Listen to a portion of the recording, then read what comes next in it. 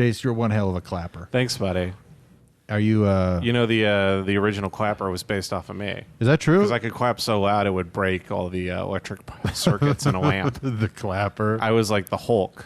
There is an X-Man that just claps. The Hulk does too. The Hulk clap? The Hulk clap. He claps and then it like blows people's heads up. It's pretty cool. He should say Hulk clap, especially after somebody makes a really good point at a comedy show. Hulk clap. It's Nanette, but Hulk is watching it, and she's like, "Pull your socks up," and he's like, "Hulk like," and then her head explodes. This message is for the men, specifically the straight men, specifically the straight white men. What about straight green men?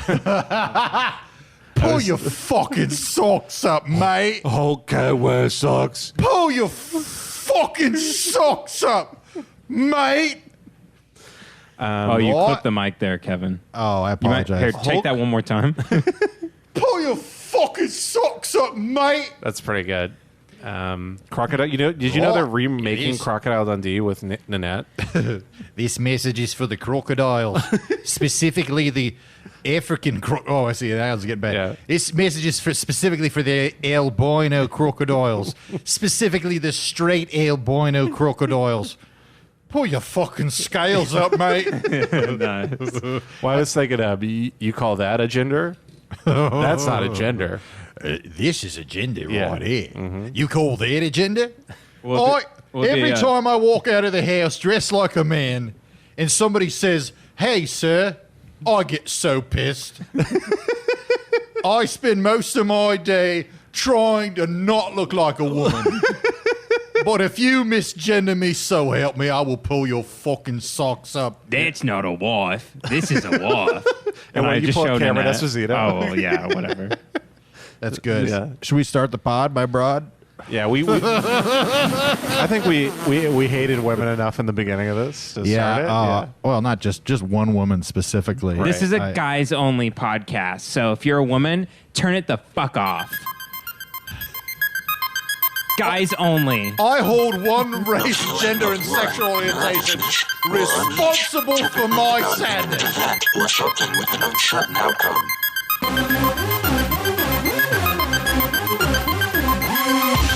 Oh, yeah. If it's gonna be that kind of party, I'm gonna stick my dick in the mashed potato.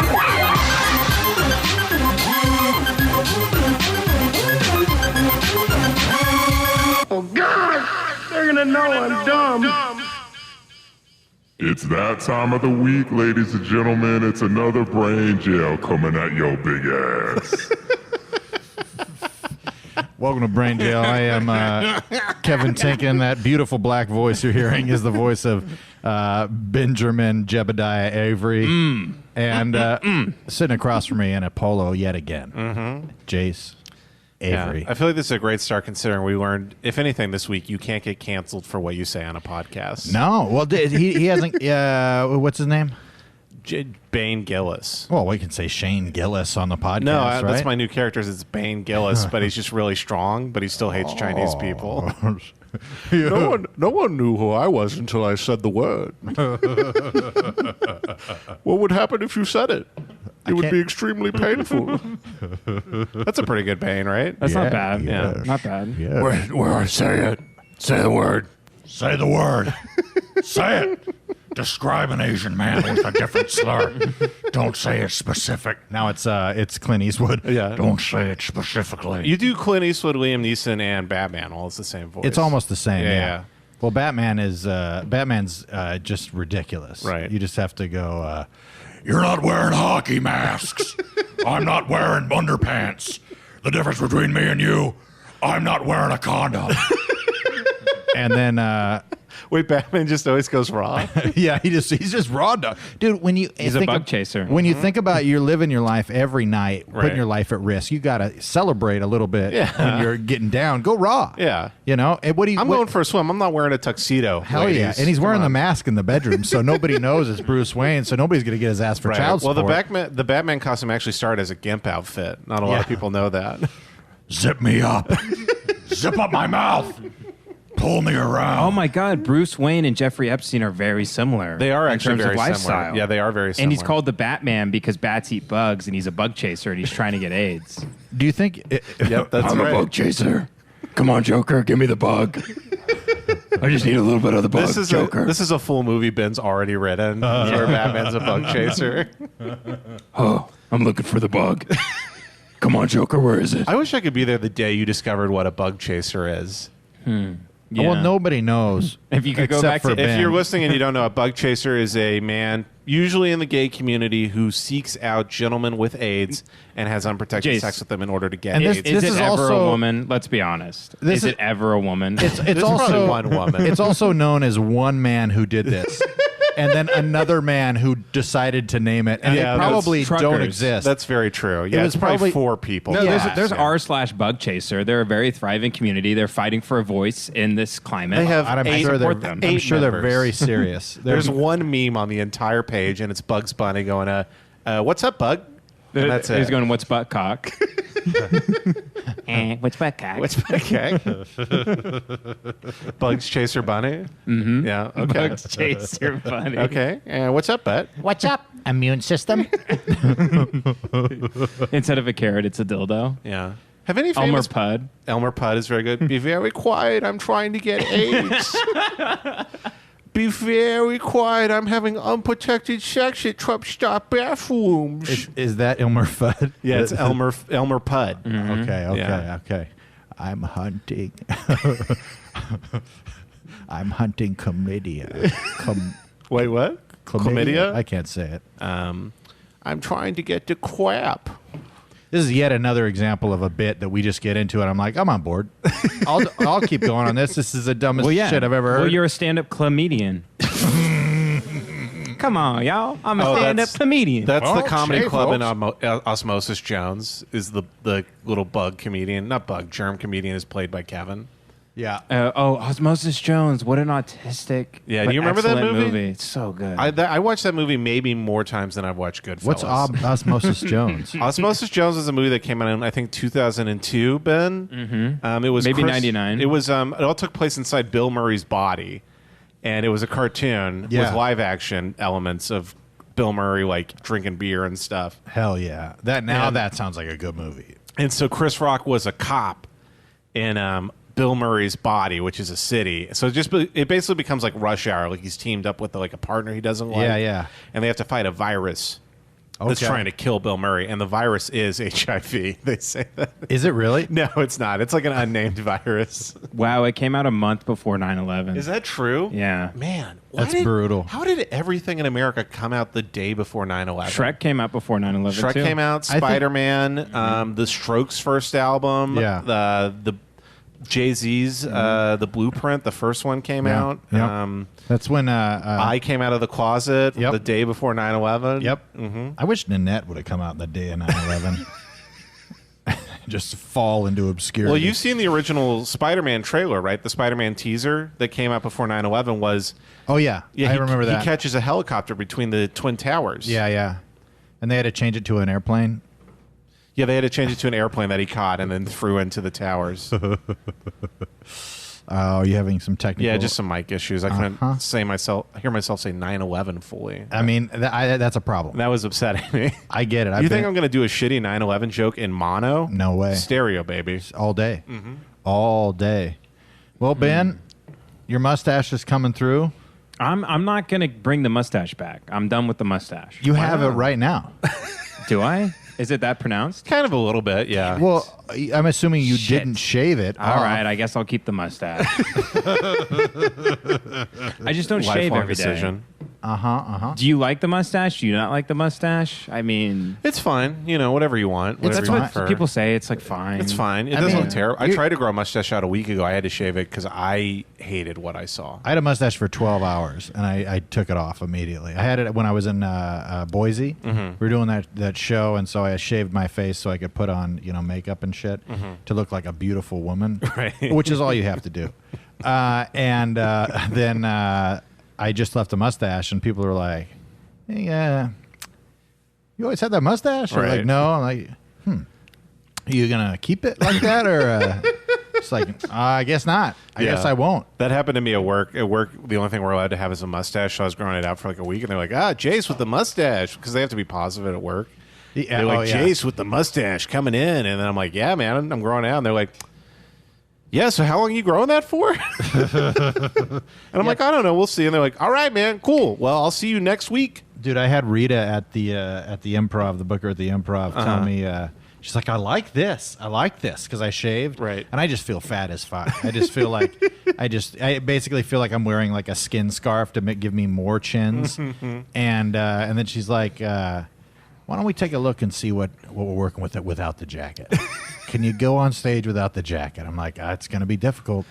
It's going to be hard, but I'll do it. I'll do it for you. She's like, let's just see. Yeah, what we that's can-" your coat of many colors. It really is. It's my coat of arms, if you will, and I will. Ben, everything What are you- okay what are you over there? doing? What's going on? Yeah, I'm just uncomfortable in my high chair. Yeah, the high chair is not great. High chair is uncomfortable. Should I pull that couch over here? During the middle of the podcast. Does that sound like a couch dragging across the floor? Yeah, that was great. That was perfect. You should do I'm Foley Michael work. Winslow. All right. Do you want my chair and I'll just stand up? Michael Winslow's like, these kids be shooting up the schools and shit. They're like, he just simulates like a Right. full school Yeah. shooting. I saw a kid shooting up a school the other day. He was like, clomp, clomp, clomp, clomp.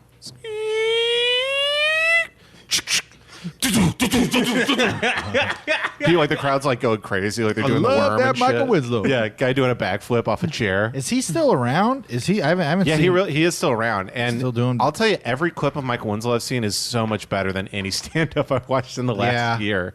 Dude, that's the thing. Like, stand-ups usually there's a lot of shit talking on non-traditional stand-up. Like, somebody brings a guitar, like, oh please, fucking piece of shit.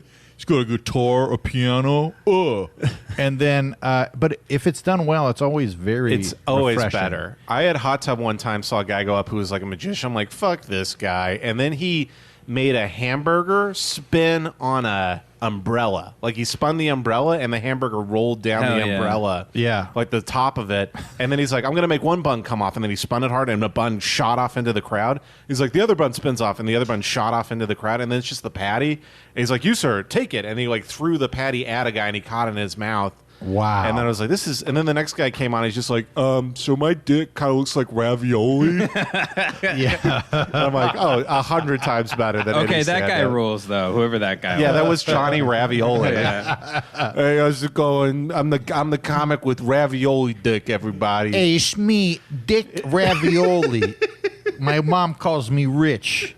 I stuff my dick with ricotta cheese, and then I take a broad. I'm like, dip it in the marinara. Yeah. I was Why with a don't girl the other day. She called me Chef Boy a P. All right, folks, come on, it's me, Johnny Ravioli.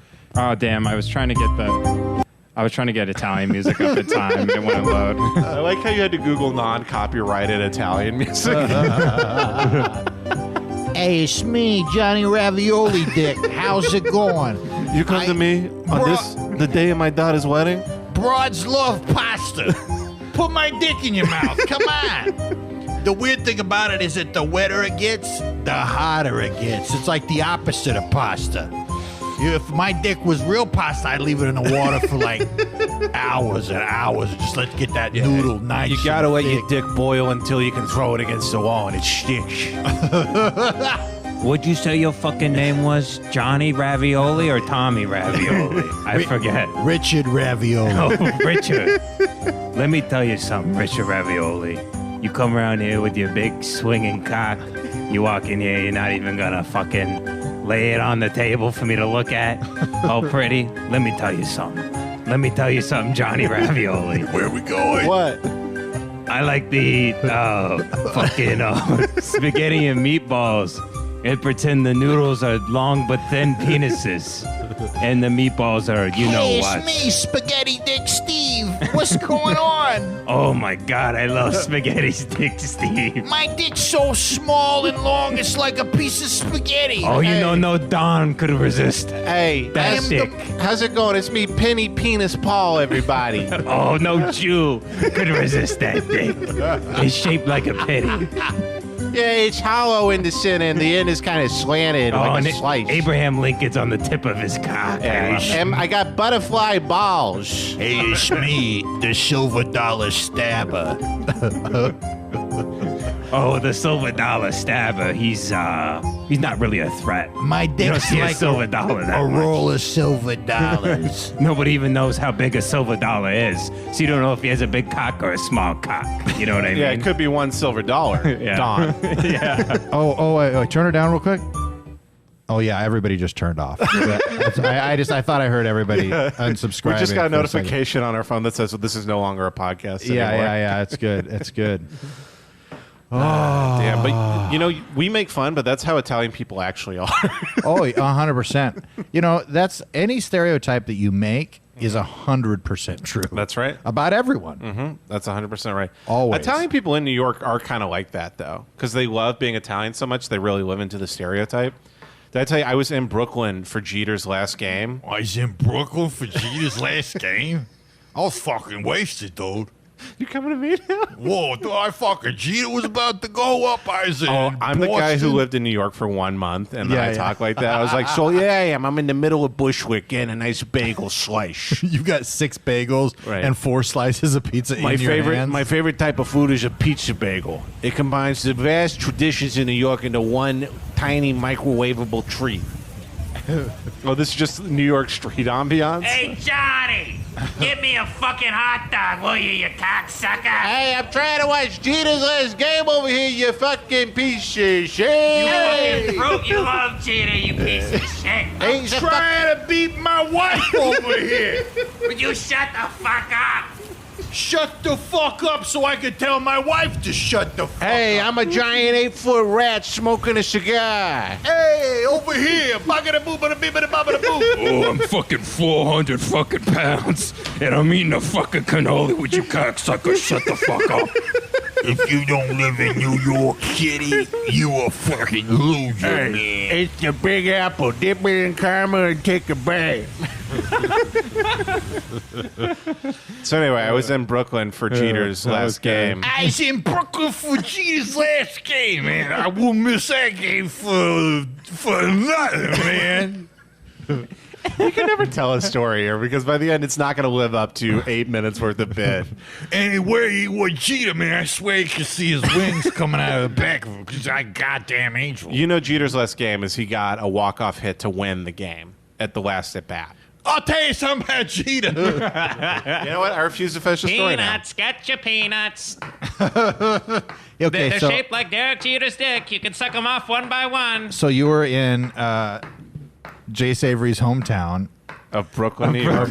No, I refuse to finish the story now. What? I'm trying to make the pod. I've been saying I'm one sorry. sentence for I 4 know. minutes. You put on a FUBU jumpsuit just to tell the story about living in That's Brooklyn. exactly right. I have a big cold boombox. chain. I have a big boombox on my shoulder right now. You're just like Run DMC. Right. I have one mic that says love and one mic that says hate. And I'm getting choked out outside a pizza shop right now.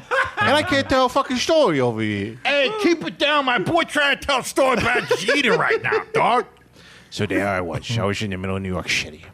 It was November 17th, 2016. Love of November in New York. No, he got a walk-off hit, and you legitimately saw like 38-year-old Italian men like walking around like, he just knew it was his time, man. He just knew what to do. Man, it's like, that was awesome, and like, also, fuck 9/11, bro. 9/11 fucking sucked ass, dude. Dude, as good as Jeter's last at-bat was, 9/11 was that bad. In the opposite direction. Dude, it's like, it was such a good hit. It's like 9/11 never fucking happened, bro. Dude, I swear to God, when Jeter hit that walk-off no home runner right there, my 3-month-old gained a huge puff of chest hair and a gold necklace showed up out of fucking nowhere, bro. It was like finding a cannoli in the middle of the street. It was a magical night out of nowhere. My newborn baby son just out of nowhere, an Adidas tracksuit just popped on his body. No shit, fucking New York, man. That is actually no other true. city. And if 2 Italian people have a kid, it comes out in an Adidas tracksuit. Yeah. All sweaty and like covered in like liquid and shit. Marinara sauce. Mr. and Mrs. Ravioli, I so proud to present to you. You have a to-go Italian food. Oh, I'm fucking 557 fucking pounds. Right. Oh, they present the baby in a little to-go container. It's a little like, flipped styrofoam in. box. Yeah. Like tin foil around the baby. Doc, can I be honest? Can I ask you a serious question, Doc? Well, of course. Is my bitch's pussy gonna be fucked forever now? Hey, Doc. Hey, no, shoot me straight, Doc. I mean, we're both Brooklyn boys, right? Bitch, you look like a fucking catcher's mitt down there or some shit. I'm actually from Delaware. Hey, Doc, come on. For Delaware boys, you know, in my wife's crotch, just gonna be a fucking war zone for the rest of our lives. pussy gonna be all fucked up, Doc. Listen, here's the thing. I can't understand anything you're saying, but no, you'll be fine. Okay, so I still have a nice tight puss. Is it all right if I scream into my wife's pussy and it gets all kinds of spit in there? Is that all right, Doc? Hey, doctor, why don't you do me a favor, sew the whole thing up? It'll make no difference with our sex life. Oi, I tell you. Hey, Doc. My husband's really fucking fat. Can he fucking kill me while we're fucking? Will he kill me if he lays on top of me? I tell him he's gonna kill me one of these fucking days. There are some cases of people dying during sex because of obesity. So yes. I just need to put him in the rascal scooter and just ride him? That's why I told her, she should be on top every time. I keep telling her that shit. I'm like, Teresa, get on top of this dick. And she's always like, all right, why I gotta do all the work? Yeah, why I gotta do all the work? I'm like, bitch, get up and down and like slide on the pole like you're a fireman on 9/11.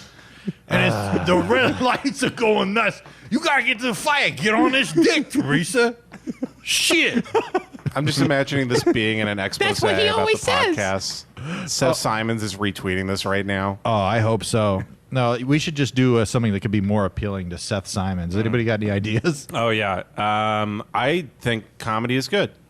Comedy's good. All right, let's go home. That's it. Which one was Seth Simon? I can't. He was the remember. guy who retweeted Shane McGillis's video. Was he the one that was doing the Tweety Bird shit? Yeah, and then somebody found a video of his only video of him doing comedy. He's like the comedy hall monitor.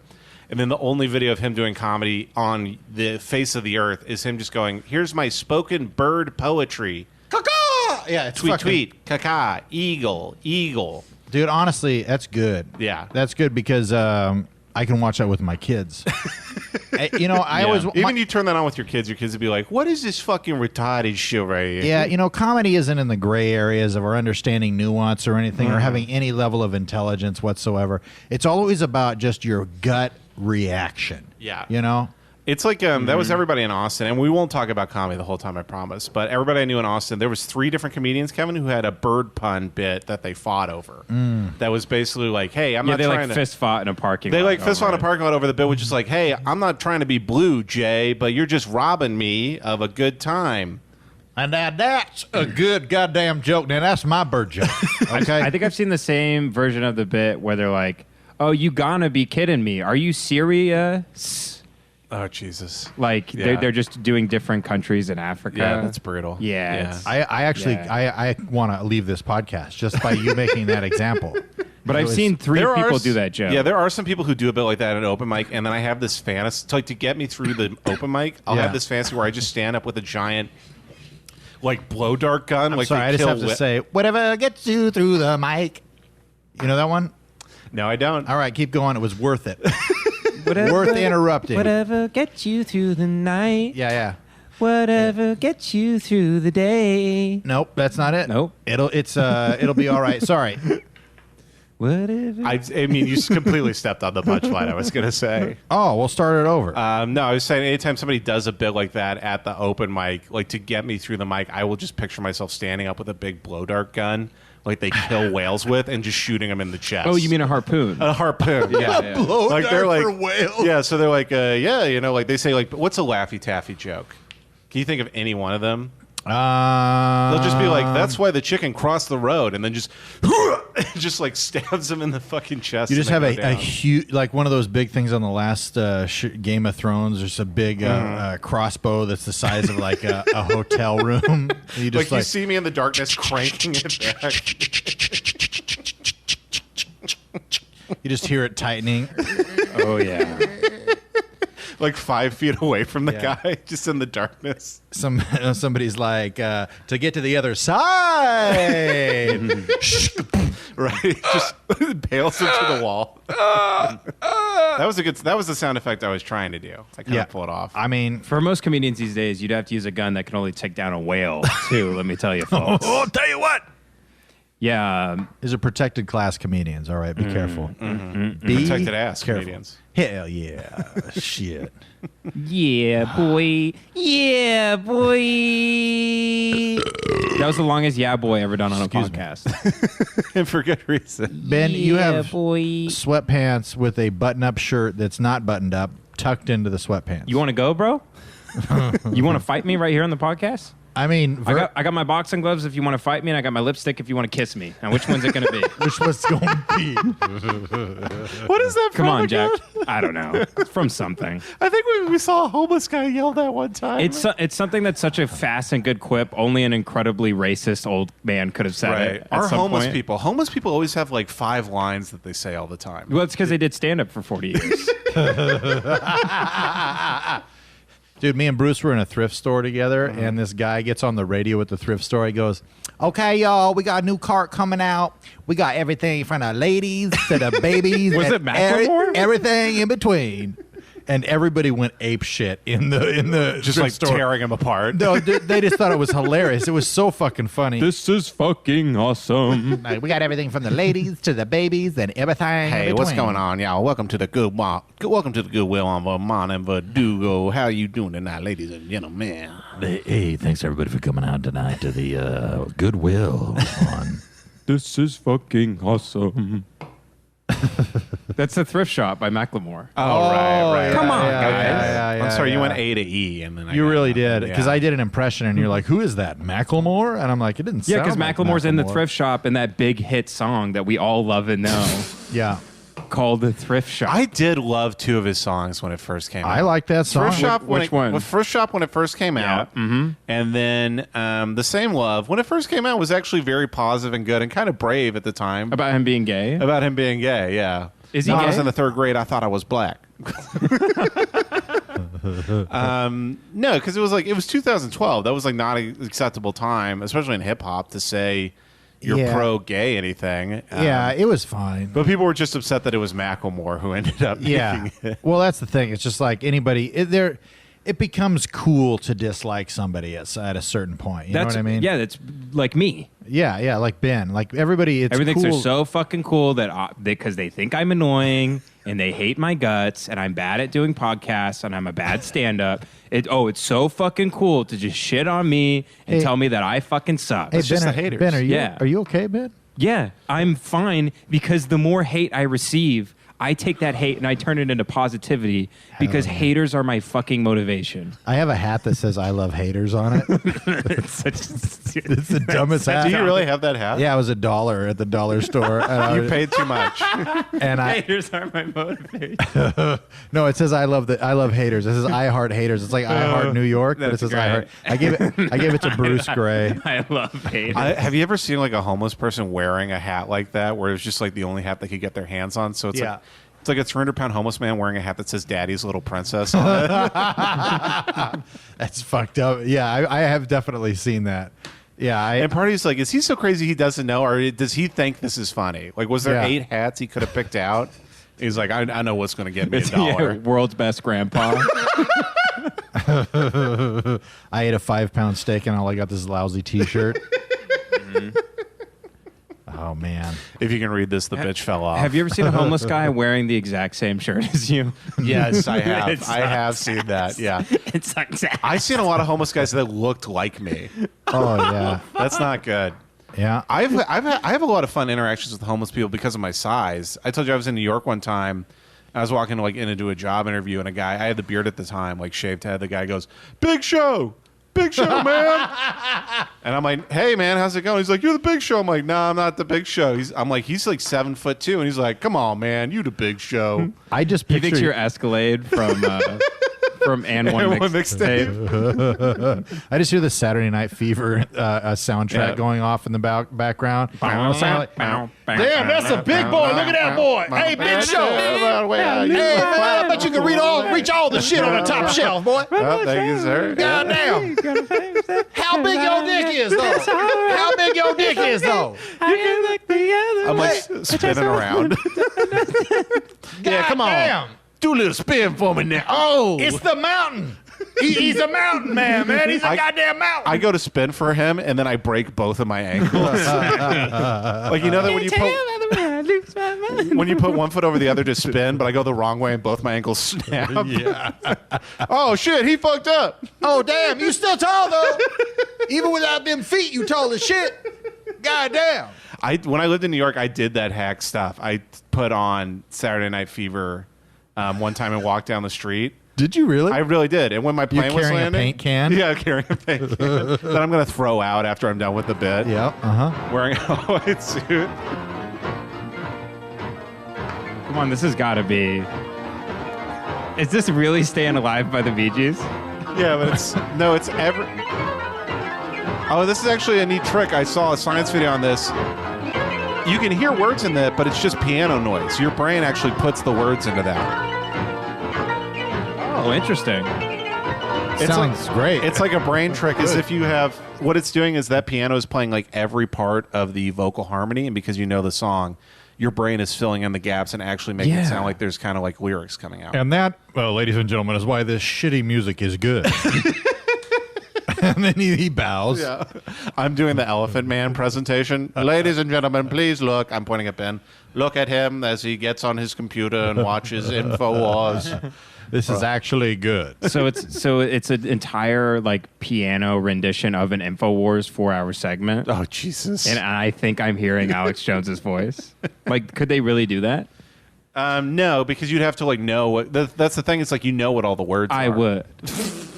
Well, we were before this started, we were talking about some sort of incentive to get more people to write reviews on the podcast, and one of them was that we would all do acid on the podcast. Yeah, at some point. one episode we all do acid. Yeah. What number should we get to? By the way, I think once we hit 8,000 reviews. No. that's when we I think 420. that's actually a great number. 420 reviews, and we'll all do an episode. Yeah, how long did you say it was supposed to be? 4 hours 4 hours on acid. Why?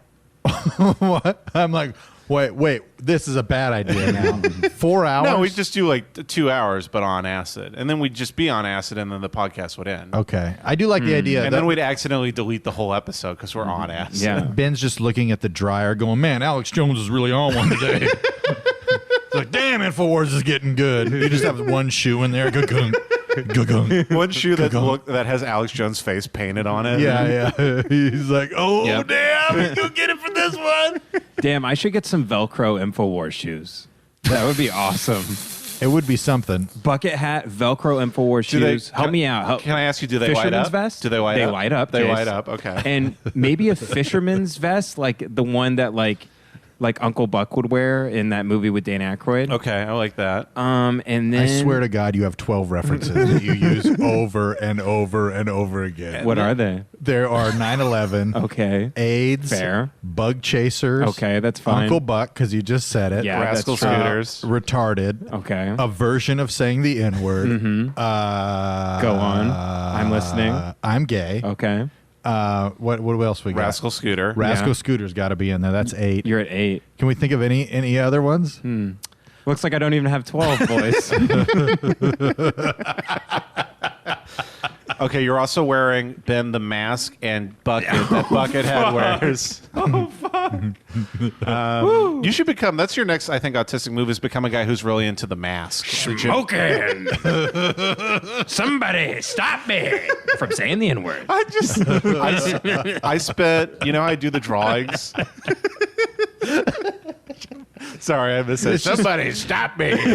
It's just He's going to say the N-word. it's just you in a glass case Right. running around screaming about to say the N-word, Right. and a bunch of protesters out in the front like, Right. But we're he- trying to stop you. But he is the mask though. Like he spins in a big cartoon like tornado, and then he's like has a plantation suit on with a big mustache. Infowars comes on and your eyes pop out of your head and your tongue falls on the ground. That's a good bit. Man. Infowars really is just the news now. We've all agreed upon that, right?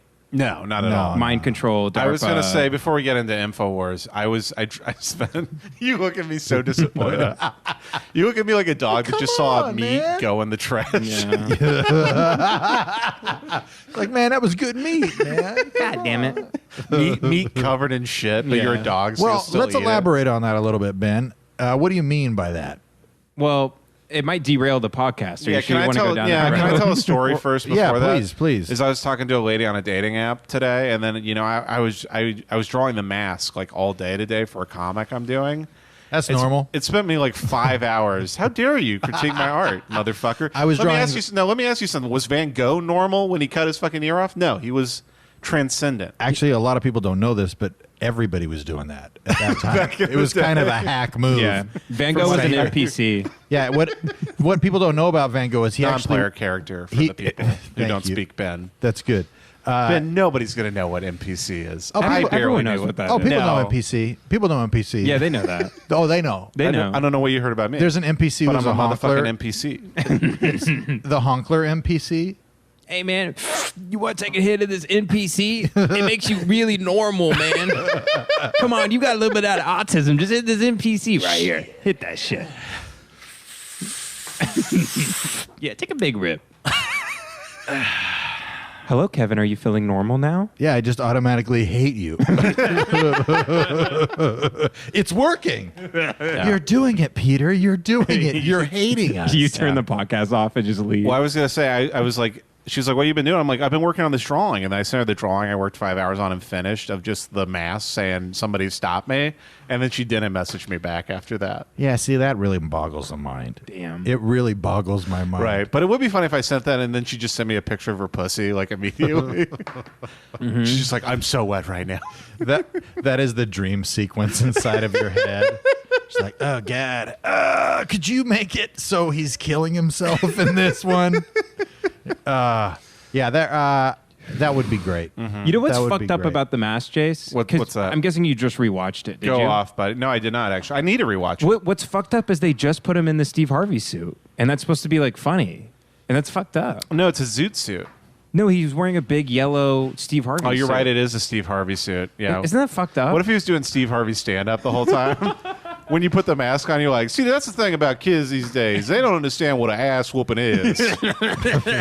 Everybody at the Cuban dance club is like, what is he doing right now? He's like, nah, listen, here's the thing. We used to go to church. Now they going to church. They call me Steve Harvey. Oh, no! I'm the king of daytime TV. They call me Cuban Steve. And I make a funny ass look right in the camera. Right. He's just walking up to Cameron Diaz, and he's like, all right, name 5 things that you put inside your ass that are shaped like a dick. And then she's like, I don't know, Steve, maybe a dick? He's like, oh, Lord. Oh, Get your head out of the gutter. head in the gut. Y'all need to go to church. Folks, y'all need to go to church. It's like, what is the mask doing? Jesus Christ. Oh man, he is probably one of the most successful people in Hollywood. He really should be. He's a is. great entertainer. How many It's shows called The does- Max. Woo! I start boxing the mic. Woo, woo, woo, woo. I literally don't understand why that's funny. The Max. We'll explain it to you later. No, how about Instead now? Instead of for, like- ask, it's axe. The Max. Do you get it? Oh, because mask, ask, Yeah. the max. Well, now you're making it Yeah. racist. Now it's right. Now it's racist. I didn't understand why it was funny. Because it's Well, racist. It was like that old Zach. Oh, well, see, because I'm not racist. At It all. was like that old I don't Zach. understand that type of stuff. You remember that old Zach Galifianakis joke where he goes, Oh, yeah. "I'm going to make a deodorant for the urban community and call it Ask." Ask body spray. And then he goes, "If you don't get that, you're not racist." And I did not get it for 5 years. oh, you just didn't. And know then I it's started black talking people. to Ben regularly, and then I got it. that time and then in me your and Jay life. started being friends again. Racism brings the Avery boys together. Yep, Makes it like hurt the for arms fun. across America. Can we Or talk hands about across Can we America. talk about Steve Harvey a little bit more because I feel like that's a fun topic. Well, how many shows does he have on the air right now? I think he has 8 I think he has. shows. I think he has at 8 or least- 9, yeah. I think he has at least 3. He has It's amazing. Family Feud, the Steve Harvey program, fucking that kids show, Extreme Kids or whatever, Yep. where kids do like backflips and stuff. Yep. Well, there's 2 of. He has 2 of those shows. Holy shit. 11 shows on the air right now. At Jeez, least are you 11. fucking kidding me? Steve Harvey, Family Feud, The Steve Harvey Show, Little Big Shots, Steve. What is Steve? Oh, wait, this is all the shows he's had is 11. Good Christ. No, No, these are all the shows he's currently doing. well, Steve is still on. The Steve Harvey Show ended in 2002. Okay, that's a good point. Because of you know, 9/11. To me, yeah. They're like, can America handle Cedric the Entertainer? No, I know he has more. He has like 7 or 8 shows on the air Yeah, right Showtime now. at the Apollo since like '87. He's been hosting that. Jesus Christ. Yeah, I God mean, damn. he's incredibly successful. Steve Harvey Show has at least 920 episodes. He has a radio show, I think, too, that he does. Insane. He's insane. He's got to be a serial killer or You- something. you know- the fact that he does that much work. He doesn't have time. I wanted to doesn't have do the the. time. He has people brought in for him to kill. Yeah, he's like, I got to kill somebody at 3 o'clock. Like so we when got to get out of rich here. people go on safari and there's just a bull like tied to a post. Like Yeah, that's yeah. how Steve Harvey's a serial killer. I wanted to do some of the standing room only things. You can do. You get paid like $60 cash, and you go and you just sit for like 2 or 3 hours and watch one of the Steve Harvey shows. It's usually one of his like 20 shows. I had a friend who used to do that for a comedian. Am I cutting you off? No. I mean, Steve would stay after and deliver a sermon for like an entire hour Jesus and Christ. have everyone sit and there. the people need to get their money, so they're stuck there. Well, no, they would end up just getting paid more. Oh, okay. Well, that's not bad. But Steve would, I guess he kind of considers himself a preacher. he really in does. some regard. He still like openly condemns gay marriage. Really? Yeah, I think they like won't let interviewers ask him about that anymore. But there's like a lot of clips where he's like, "Yeah, I mean, you know, if you look at the good book, it's like, you know, you lay with a man, you going to hell." Now, Lil Nas Yeah. X, why you got to be acting a fool now? You doing your cowboy boogie, Yeah. and now you saying you kissing men on the lips? Lil Nas XXX Oh, no. over here. See, that's the thing is the kids don't understand real rap, which is Sugar Hill Gang, and real sex, which is pussy in a vagina. They putting pussies in butts. And then now they're putting the horses in the back. Pussies and butts. They're putting pussies in- Yeah, I heard the other day a kid was putting a pussy in a butt. Billy Gay Cyrus. More like it. Lil Nas X, my ass. Running amok with his cowboy boogie. muck. Bunch of nonsense. Yeah, a real cowboy. Brokeback Mountain cowboy sounds like it. Lil Nas X. This is Steve Harvey. Oh, did you know Yeah, our yeah. dad, I swear to God, this sounds like an old joke, but our dad, Touched you guys? yeah, our dad raped both of us. It sounds like a bit. Sounds like a It bit. sounds actually, this is a bit that I do, but this is true. Sounds like a bit. We were both molested for 18 years. No, our dad. So funny, you guys. So funny. Our dad tried to watch Brokeback Mountain like 4 years ago because it was on TV, and he didn't know what it was about. So he was just like, "Yeah, I started up. I thought it was just about cowboys." And then Love I'm these cowboy movies, man. about 40 minutes in, I'm like, "Good Lord, what's going on in this movie?" They're just shucking and fucking and shucking like the wind is passing out of their bodies. Now, you know me, Jim Avery. I like to watch a movie if it's got cowboy boots in it. I assume it's about men being men. And then I see these two boys, I don't know, wrestling around in a tent, getting the canvas all hot. Now, Steaming up out there in the Texas desert. that's back in our day. We had classic cowboy movies like The Searchers. You think that's about bug chasing today? It was called The Searcher. What are they searching for? No, they're trying to save a little precious white girl from evil Indians. Now that's cinema right there. Now that is a movie I can get behind. That is a great movie. Have you Yeah. seen it, The Searchers? I have not seen it. What about The Rescuers Down Under? Oh, I've seen that one. Yeah, I love the part in The Rescuers Down Under when she tells all the straight white men to pull their socks up. You guys like that one? Does anyone know what Nanette is anymore? Yeah, I don't think any of our listeners know what Nanette is. Oh, they know. She did win an She They did win know. an Emmy yesterday. Oh, Yeah. really? Yeah. Yep. Did she pull its socks up? Yeah, she did. She put a She big pulled the sock over it to represent. No, she actually, when she got her Emmy, you know how it's a big statue holding a globe? Yeah. As if she carved a pussy directly into the statue. Nice. She's like, it's a woman now, not a man. It's a woman right there. I put some chinos and I put some dockers on him and a button-up shirt, Yeah, she- and I carved a pussy into it, and I cut his She- hair real short. She had a little pit bull molded right next to the statue, so everybody knew it was a. Nice. And she put it in a little metal Subaru Outlander. Did she scissor the Emmy? Yeah, and then she scissored the Emmy with her pussy. Nice. Yeah. I like that. That's what she did. She That's won't what accept she an did. Oscar because it's a man. That's right. That's why right. she works in TV and not in film. That's right. Emmy is a woman. She was supposed to be in the new Tarantino movie. Is that Oh, true? really? Yeah, she was going to play a Dahmer, actually. Jeffrey Dahmer? Yeah, Jeffrey Dahmer. Really? Hi, For how's the it time go? period, it makes no sense. Hey, how's it going? It's me, Jeffrey Dahmer. I'm 12 years old in 1969. Well, I just got an inkling that I'm going to, eat a bunch of men. Right. All right. What Jeffrey Dahmer, say what you will about him, one of the original man-eaters.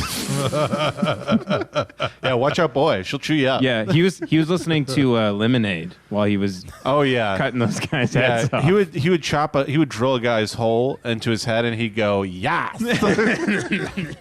It's like, I love the idea that somebody has the ability to, like, they have a time machine, but they just go into the future to see what Beyonce's next release is. you guys, it is great. They're like, you only had one trip in the time machine, and it was worth it. Worth it. You could have stopped 9/11. You could have killed Hitler. Yeah, but I wouldn't know these lyrics. And then it's like, And it's Beyonce singing about the Chinese war that happened 3 years from now. yeah. Jace, you were telling me something interesting about Hitler the other day. I can't remember what it was. Oh, he was a really good guy. Yeah. What a great setup that is. Yeah. No, you were telling me something crazy about him, though. He had a micro penis. Yep. Yeah, and like something about you showed me a video of him tweaking on meth, I think. I think you're thinking of a Joe Rogan podcast that you imagined me in. I've heard that every night I dream that you were on the Joe Rogan Experience. Right? Yeah, everybody was on meth back in the day. Really? Everybody was on cocaine Yeah. and meth and all that shit because it was in Coca-Cola. Yeah, Like it was like literally like... Is that true? No, Yes, yeah, 100%. 100%. Coca-Cola was named after the Coca Oh, I thought that was like an urban legend. Doctors, No, it's very it was true. literally like you go to a doctor like, Doc, my foot's giving me a problem. And he'd be like, no problem, have some cocaine. And then he'd And give pull you your coke- socks up. Yeah. And There was an old, I saw a picture on like Reddit or something of like an old, like Dr. Steve Harvey's magic good time elixir. And it was like from 1909, and it showed the ingredients. It was like heroin, cocaine, opium, fucking ecstasy. yeah, it's literally for real. Like, No, a it lot really of was. shit- It had like heroin, morphine, and opium in it. It's like, Yeah. well, yeah, Well, of course you're gonna feel. That's why the better. music was so good back then. Well, everyone. I fucking love this song. You just shoot up heroin to like a near lethal dose, and then you just get. Oh man, I'm fucking. Somebody give me my horn, man. Give me my horn, man. I got all these ideas swimming around in my head, man. See, that was the thing about Ed Too Tall Jones is back in the day. They used to only be able to play 2 notes. Ed was the first cat to start playing 3. He started going. See, most cats would go, and he'd go. After this beautiful track was recorded, he died immediately with his horn in his hand and a needle in his vein. That's if you watch Ed Burns Jazz, which is like 10 hours long. Ken Burns? Ken Burns Jazz. Mr. Burns Jazz. Mr. Burns Jazz. Excellent. I hate it. But Ken Burns Jazz, they're like, that was old Jelly Roll Morton invented the new type of jazz called swing jazz, and then he was stabbed to death by a whore and a dog in an alley. Dude, real talk. There are some crazy old-timey jazz musician shit stories. Like, you know Jaco Pastorius? Oh, of course. No, you don't know who he is. My middle name is Pastorius. Jace Pastorius. Yeah, Avery? Jace Pastorius. Was he the Avery. runner that killed his wife? No. That was Patton Oswalt. O.J. Simpson. No, it was no. So Jaco Pastorius would go around and tell everybody he's the greatest bass player in the world. Okay. And Upright bass. Back in the day. No. This was in the 70s, Oh, so okay. it wasn't that far long ago. But somebody literally beat the shit out of him, just like fucked him up. Miles Davis was on a float, and somebody threw a fucking brick at his face. Jesus. Yeah. Is that why he was so ugly? Yes. Yeah, because he was kind of fucked, like his head was dented in a little bit. I don't know about that, but I do know that happened. Like, there's some crazy shit. Like, Buddy Rich, the drummer, was apparently the worst man who ever lived. I have heard that, yeah. And would, like, play the most badass drum solo, revolutionary. Best thing you ever heard. And then stop and start just cussing out the entire band. You hear that fucking drum solo? That's original, and you fuckers can't even hit it on the one. Hey, another goddamn one, or get the fuck out of my studio. You know what? You, Tommy. Yeah? Get the fuck out of here. Okay, Mr. Rich, sorry. Yeah, Dr. John got the reason he played the piano, he used to be a guitar player, he got shot in the hand, and he couldn't play the guitar anymore. Really? Yeah. Did you It's hear crazy that a doctor would be in that type of position. Did you hear about Dr. Teeth from the Muppets? What about him? Got shot in the head.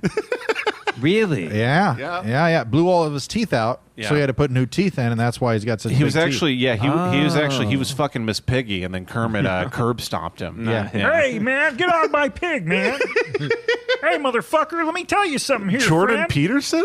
Boy, Yeah, it's the same voice. Yeah. motherfucker, fucking with my pig. I come in here, I'll fuck you up. It's me, fucking Jordan Peterson. Let me give you 12 fucking cocksucking rules for fucking life. I don't pull out my gat unless I intend to bust it. Okay, now, get your ass off my pig, Mr. Teeth. And then he runs out with his arms flailing like crazy. Yeah, the gun going off and his flailing arms. Yeah, that's good shit. Yeah, I've dated a couple women. Wait, that's different from the Muppets. I realize. Yeah, it's all right. Was there ever a crossover episode though? Yeah, sure there was there like there was a Muppet Babies one on Sesame Street, and they got molested. They got molested by That's Big right. Bird. That's right. And Bert and Ernie. Bert and Ernie was Bert and like, Ernie adopted one of them and then molested. Yeah, and them. he's like, I don't know if we should do this, Bert. Seems like a bad idea. Oscar the Grouch, actually, the reason he has to live in those trash cans is because he's got a restraining order and he's a registered sex offender. Yeah, It's and the that's only- actually Jeffrey Epstein's trash can outside his townhouse. Yeah. He's got a picture of a trans Bill Clinton inside of the trash can. Yeah, he's such a grouch because he knows state secrets that could kill him. He's Yeah. a grouch because he can never be fully satisfied sexually. I'm not really into it. I'm not women, regular age women, not really into I it. feel like this is also the thing. This might be a reach, but I feel like every famous person from like the 1915 was like, they were also like, his genitals were mutilated in a combine, so he could never fully penetrate a woman. Yeah, I was out there I was sheaving the wheat. Had one of those big scythes, you know what I'm saying? You know what I'm saying? Mm-hmm. And I was sheaving the wheat, got my balls in the sheave, though. Done, I got the tip in it, and then I tried to get it out, and the scythe was stuck inside of my ball sack. I just ripped the shit all open. My little testicles came out as just small tubes unraveled And all that the way was- down to my neck. That was just the guy from Wu-Tang who cut his dick off. Yeah. Was that real? No, that's not a guy who was in Wu-Tang, but he was like featured on a lot of Wu-Tang songs. Do you remember his name, Ben? It was fucking Nathan No Dick Jones. Doctor. It was Doctor No Dick. It was Doctor. Ben's taken 8 years of improv classes. It That's was, right. It's beautiful. Ah, shit. The RZA, the Jizza, the Ghost Dick Killer. Inspector Dick, because it got cut off. Trying to think here. No, don't do it, man. Don't try to. Do you know how many Wu-Tang clan members do you know? Old dirty bastards. Old dirty ass turds? What did I say? Old dirty bastards. Yeah, it's bastards. Okay. He was the Big Mouth Billy Bass that they would prop up in the recording studio. You know, kind of honestly, that was his role. Was it really? I mean, kind of was to be a big mouth Millie Bass on a lot of songs. Yeah. That's good. Because you just come in like, oh, dirty bastard, I like to suck my own dick. Don't worry. I'm on Bobby food McFarlane. Okay. All right. Well, that was his whole record, was his food stamps. No, on the he front. famously on an MTV show, he went to go pick up food stamps. Yeah. While he was So I'm not being racist. That was his whole thing. He took a limousine down to the EBT office and got food stamps. ODB? Yeah, ODB. That's gangster, man. I like that. I mean, you got to suck this fucking government for everything you can get. Yeah, you got to. These bro. fuckers, they'll take it from you if you can. I'm saying this on record. If you can get free money from the government, fuck them. Yep. Take it. Because they're not giving a shit about you when they're paying for a $70 million golden toilet seat for the White House. That's damn right. You know what I mean? And all that happened under Trump, not Obama. That's too. right. Obama never. Everybody says that Obama had more drone strikes than Trump. And that's only because he was aware of so many bad people. Not a lot of people think about that. You know what I mean? Yeah, Obama was just droning like rednecks in Alabama. Just the poorest people on the face of the earth. Being from Hawaii, you'd think he would have been a more peaceful guy. Yeah. Imagine growing up next to Israel Kamakawiwo and then growing up to, like, you know, kill millions of innocent people. Yeah. Somewhere over the rainbow guy.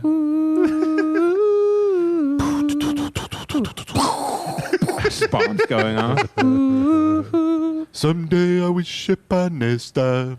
Wake up where the clouds are far. I want to be the guy who loves Obama and uses that statistic as a pro. Like a positive thing, like, yeah, man, Trump ain't shit, man. Obama killed way more people with drone strikes. Right. Well, I guess you could make an argument like, why are drone strikes worse? You know what I mean? Because drone strikes are better. They do save U.S. soldiers' lives, but Yeah. I think it's that people don't like that they're kind of. I wish I had a better word for this. People kind of view it as pussy shit, killing people with a drone. I think people are generally just ridiculous. They're genuine. Most people that are making that have those type of arguments or frustrations or whatever assume that America is the worst country on the face of the planet. Right. And so if we kill anybody that's not an American, it must be a bad thing. But we are one of the worst ones. No, I think I feel like we're one of I the feel like we're worst. top half, honestly. Well, people will be like, 100% oh, we're Russia's top. bad. It's like, we do some really, really, really bad shit. Like what? Yeah, but Russia has like 33% homelessness rates, like crazy shit like that. Yeah, I'm not saying we're in terms great. of what we do to other countries. I would say it's really bad. how many and what we countries do are to our there? own civilians is bad. Well, yeah. Compared to what? To Syria. like a moral compass. But I mean, you have to be. It has to be a relative look based on actual countries that exist. Well, that's what I'm saying. It's like there's countries like I think in like the Northern Europe are probably killing it. You know, like the Sweden types, Norway type stuff. Everybody Crushing gets. it. Everybody, yeah. Killing Dude, they it. are legend. Wait for it. Begorgador Dairy. I'm the Swedish chef, but I'm Barney Stinson. I want to kill myself because I said that. I wish we had a gun under the table I could pull out and then blow my head Like off. in the Hateful Eight, Yeah. you just have a gun under In there. VR. Yeah, I have a gun wrist thing that I slide out when I say a bit I fucking hate. You blow your And I brains blow out. my fucking brains out. That's what's great about VR is you can kill yourself as many times as you want in the VR and you come back to life. What, it's the Yeah. Matrix? Well, that's what people are going to do once they get VR. They're just going to kill themselves every day after work. I've thought that like people are really going to beat up their dad a lot in VR. I think that's going to be a thing. You're just going to kick your dad's fucking ass, and like your young virile dad, you're going to kick his ass. yeah, and like he's cut the his same head age off. as you. Yeah, exactly. And you always get to beat his ass. He never beats your ass. And then in VR, your dick is slightly bigger than his. always, always, and you're always completely naked. Yeah. You beat his ass. yeah. It's for. I have honestly wondered, like, on some Freudian therapy type thing, if you went in VR and kicked your dad's ass, would that be therapeutic for you? Or if you could relive, Yes. I'll do a serious version of that. If you could relive some trauma that you experienced in the past, 100% would in work. VR, and then like go to like the young version of you and be like, it's okay, I'm here for you. Yeah. I love you very much. Would that be therapeutic? Well, there is a therapy. This is not a bit. It sounds like I'm setting it up because I'm very good at stone face. That's what I put it in my acting resume. Stone face. that was your expert. old Indian reservation Yeah. name, Stoneface. Stoneface. He's able to deliver comedy lines without cracking at all. The one of the therapies. It's called. You essentially. They ask you to go into like a state of meditation, and then they have you talk about a feeling that's bothering you. Right. Maybe you're getting an argument with your spouse all the time, and you're like, "How does that make you feel when that happens?" So this does it remind you of a time when you were a child when that same feeling came up. They go, "Yeah, when my dad would, throw the dog over the, backyard fence," and they go, "Okay, so I want you to think about that situation, and then think who's a person that would know the right thing to do in that situation." They say, Bill Cosby. He would. I've always looked up to him. They're like, okay, Right. so and this was in 2019. no, this is they're well documented. They know everything about Bill Cosby, and they still use it as a reference. Right. And they go, so okay, Bill Cosby comes up to you and he touches you on the shoulder and gives you the ability to do the right thing. Now go do it. Okay. And it's a very effective therapy. Is that immersion therapy? No, it's called. It's something about eye movement. Like it's not REM, but it's like something eye movement, because it's essentially, because what they do is they'll put these 2 vibrators in your hands. This is no bit, and they will Wait, like pussy vibrators? No. Well, they might as well be. I mean, they're about the size. They're vibration machines. They're little tiny vibrators. They're about the size of this vape, and you Okay. put one on each hand, and then it vibrates intermittently on each hand. The other way to do it is to do this and be looking back and forth, and for some reason it connects to your subconscious in some way. I don't know how. I don't know if it's because the the electrical impulses are going from the left to the right side of the brain or whatever. But yeah, you essentially recreate your trauma and do the right thing in the trauma, and it's very effective. Yeah, I think I should do something like that. I'm tired of just talking about stories from my childhood in therapy. I want to get into some hypnotherapy. I want to uncover some molestation. I mean, hey, you just want a reason for everything. 100%. You want one tragic what moment. The fuck? I want to find out that my mom fucked around on my dad, and then there's this just retarded mailman out there that looks just like me, and be like, that's what's going on. Nice. That's why it is. He's bipolar. He loves clove cigarettes, and we take a time machine back to your childhood, and we just see a mailman wearing a members only jacket. In like 1982. Just making weird faces. He's got dark circles. He's not happy with his body, but you won't know it. He's podcasting. He's podcasting. Hitting a one-hitter on a thing of weed. Yeah, in 1981. He's got his one-hitter out. Miss Tinkham? Then he walks away. Well, how you doing, Bonnie Jean? Very good to see you. Anyway, I want to kill myself because depression and bipolar disorder runs in my family. See ya. Before I do that, I'm going to make you giggle. I got something to put in your box, if you know what I mean, BJ. And he goes, oh, shit, hold on, my foot hurts so bad. Ah, fuck. Yeah. God, I got the fucking gout. I hope you don't mind. When I take these pants off, you're going to be blown away by the size of my gut. Is that okay? Just exactly you. No, there is a genuine need. There's a genuine desire for me to figure out what the fuck happened. Like what's going on? Because I think the obvious answers are like church and being responsible for mom's happiness. Sure. And that's it. Well, you've never really gone to like therapy hardcore, have you? No. Yeah, I think that's just the issue. Well, I'm not a pussy. It's completely changed my life. Yeah, made me so much better. I have my degree in psychology. I'm very open to the idea. I think that's part of the problem is because you are like, yeah, I got it already, but you still have to like go through the motions, Like No. I can know everything about the game of basketball, but if I never shot a free throw, I'm not going to be good at it. Just because I watched a bunch of old '86 Larry Bird games. I'm a 400-pound man that just studies like the 100-yard dash my whole life. I know all the ways to run appropriately. But you can't stand up. I can't stand up. No, I tried to get to therapy about a year ago, and I had a hell of a time. And I just said, fuck it. What was your time? I called a guy, and he was not available. And I was like, this is some straight up bullshit. Right. And that's an obstacle you can't overcome. No, I did do the there's an online one where they text you, and that wasn't bad. But at the same time, it was just like, this is the thing that fucking pissed me off about that one, because I did that one for probably like 4 or 5 months. And we would just text back and forth, and I'd be like, yeah, my mom died. I've got fucking brain. I've got skin cancer on the top of my head. I'm fat, and yeah, I hate my job. And she would send you a GIF of a cat hanging on a tree branch. Yeah, essentially. It would be like a lot of that type of shit. She's like, have you thought about jogging? And I'm like, well, I got gout. It's kind of hard to do the jogging. She's like, yeah, you got to get some exercise or whatever. I'm like, can we talk about my mom that just died? Because I'm trying to cope with the death of my mother. I don't know if that's probably something I shouldn't worry about, though, right? It's not a big deal. And she'd be like, yeah, you really got to start eating healthier. I mean, that is kind of, sadly, I think that is kind of true, though. Like, it's really not. Exercise and eating healthy does a lot of work. Sure, but let's take, for example, the man in your bit who only survived by hiding under the dead bodies of his school his schoolmates. Oh, yeah, there was a guy, nobody listening knows this, but I met a guy.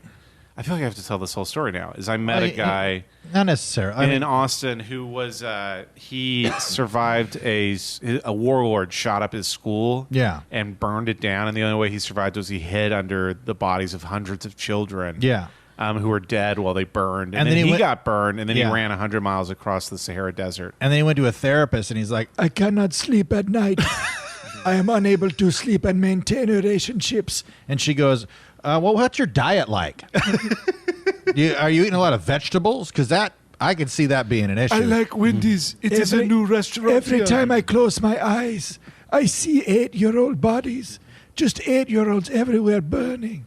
Have you ever thought about, maybe like going to church? You could, you're probably going to get more friends. That's probably what's going on.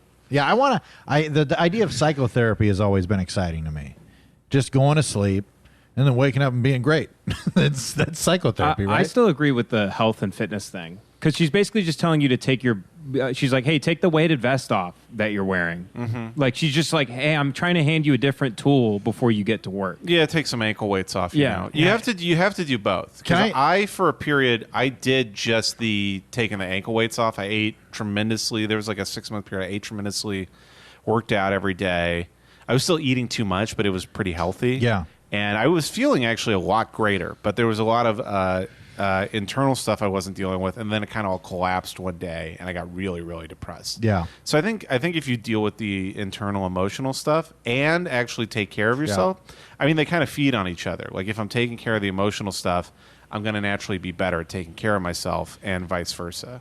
Well, I'm really glad to see you guys took her side on this one.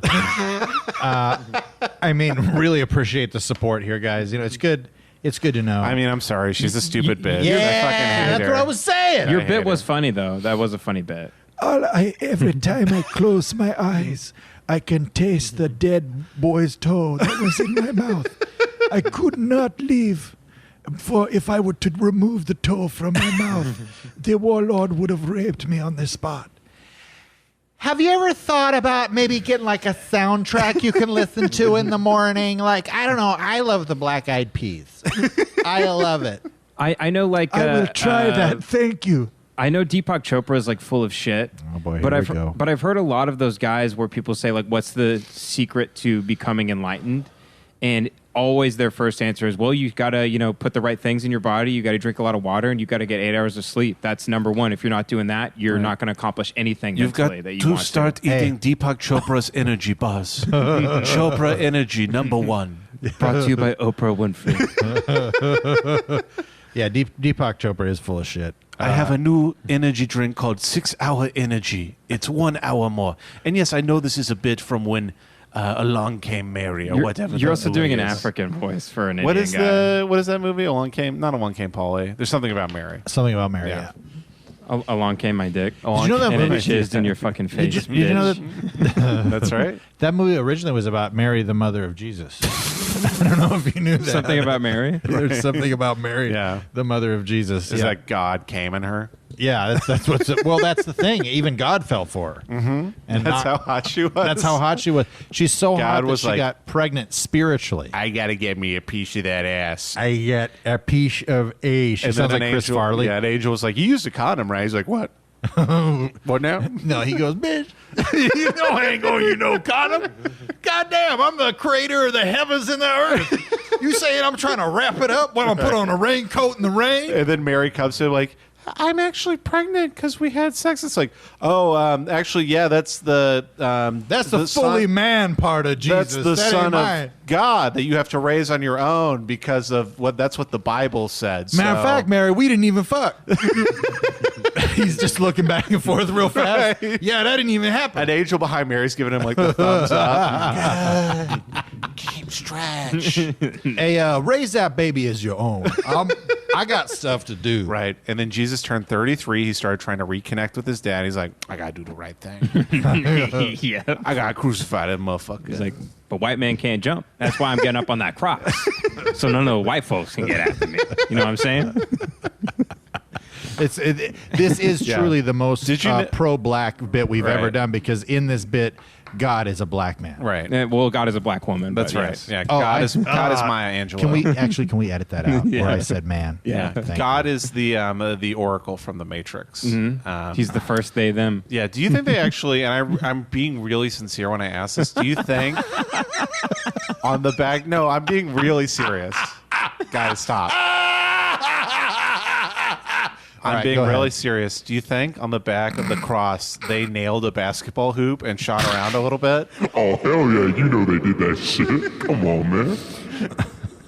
Just like Jesus, like, hey, knock it off. I have to Esposito. It's shaking the goal. It's shaking the cross. They're dunking on Jesus. God damn it! Yeah, I just keep having They're flashbacks. shattering the cross. I keep having flashbacks to all my church friends, and I'm going, you should really listen to the pod. I think you'd really dig it. They're going, yeah, you get a little blasphemous. Here, I'll I do always it. I'll think do a if- disclaimer for all of Kevin's church friends. Kevin will do whatever we say because he feels bad, so he doesn't want to do these. That's bits. right. I would have been a Nazi. Yep. It's been very. Oh, what are you guys doing? Oh, loading a train, huh? Well, I mean, if I just everyone's want to be doing it- helpful to my community. You know, if we put some podcasting equipment in the back of this boxcar, it would really like spruce the place up. We'll put some egg crate on the wall to keep the noise out. I don't think I could have. Let me. Hey, Yeah, I'm disclaimer. listen, I'm a great guy. All right, Right. I wouldn't have been able to stand by for that. Right. Because you hate working so much. I hate working. Man. I ain't trying to work for nobody. Yeah, you'd be up on the guard tower like, man, fucking 3 hours till quitting time. He goes, hey, you dig the ditches for the Jews, and I'm like, man, you're gonna have to shoot my ass. You're gonna have to shoot my ass. I ain't digging no ditch. I also love you're so bad at your job. They're the only Nazi you make do manual labor in Yeah. a concentration camp. Make Kevin do it. He's being lazy. Kevin.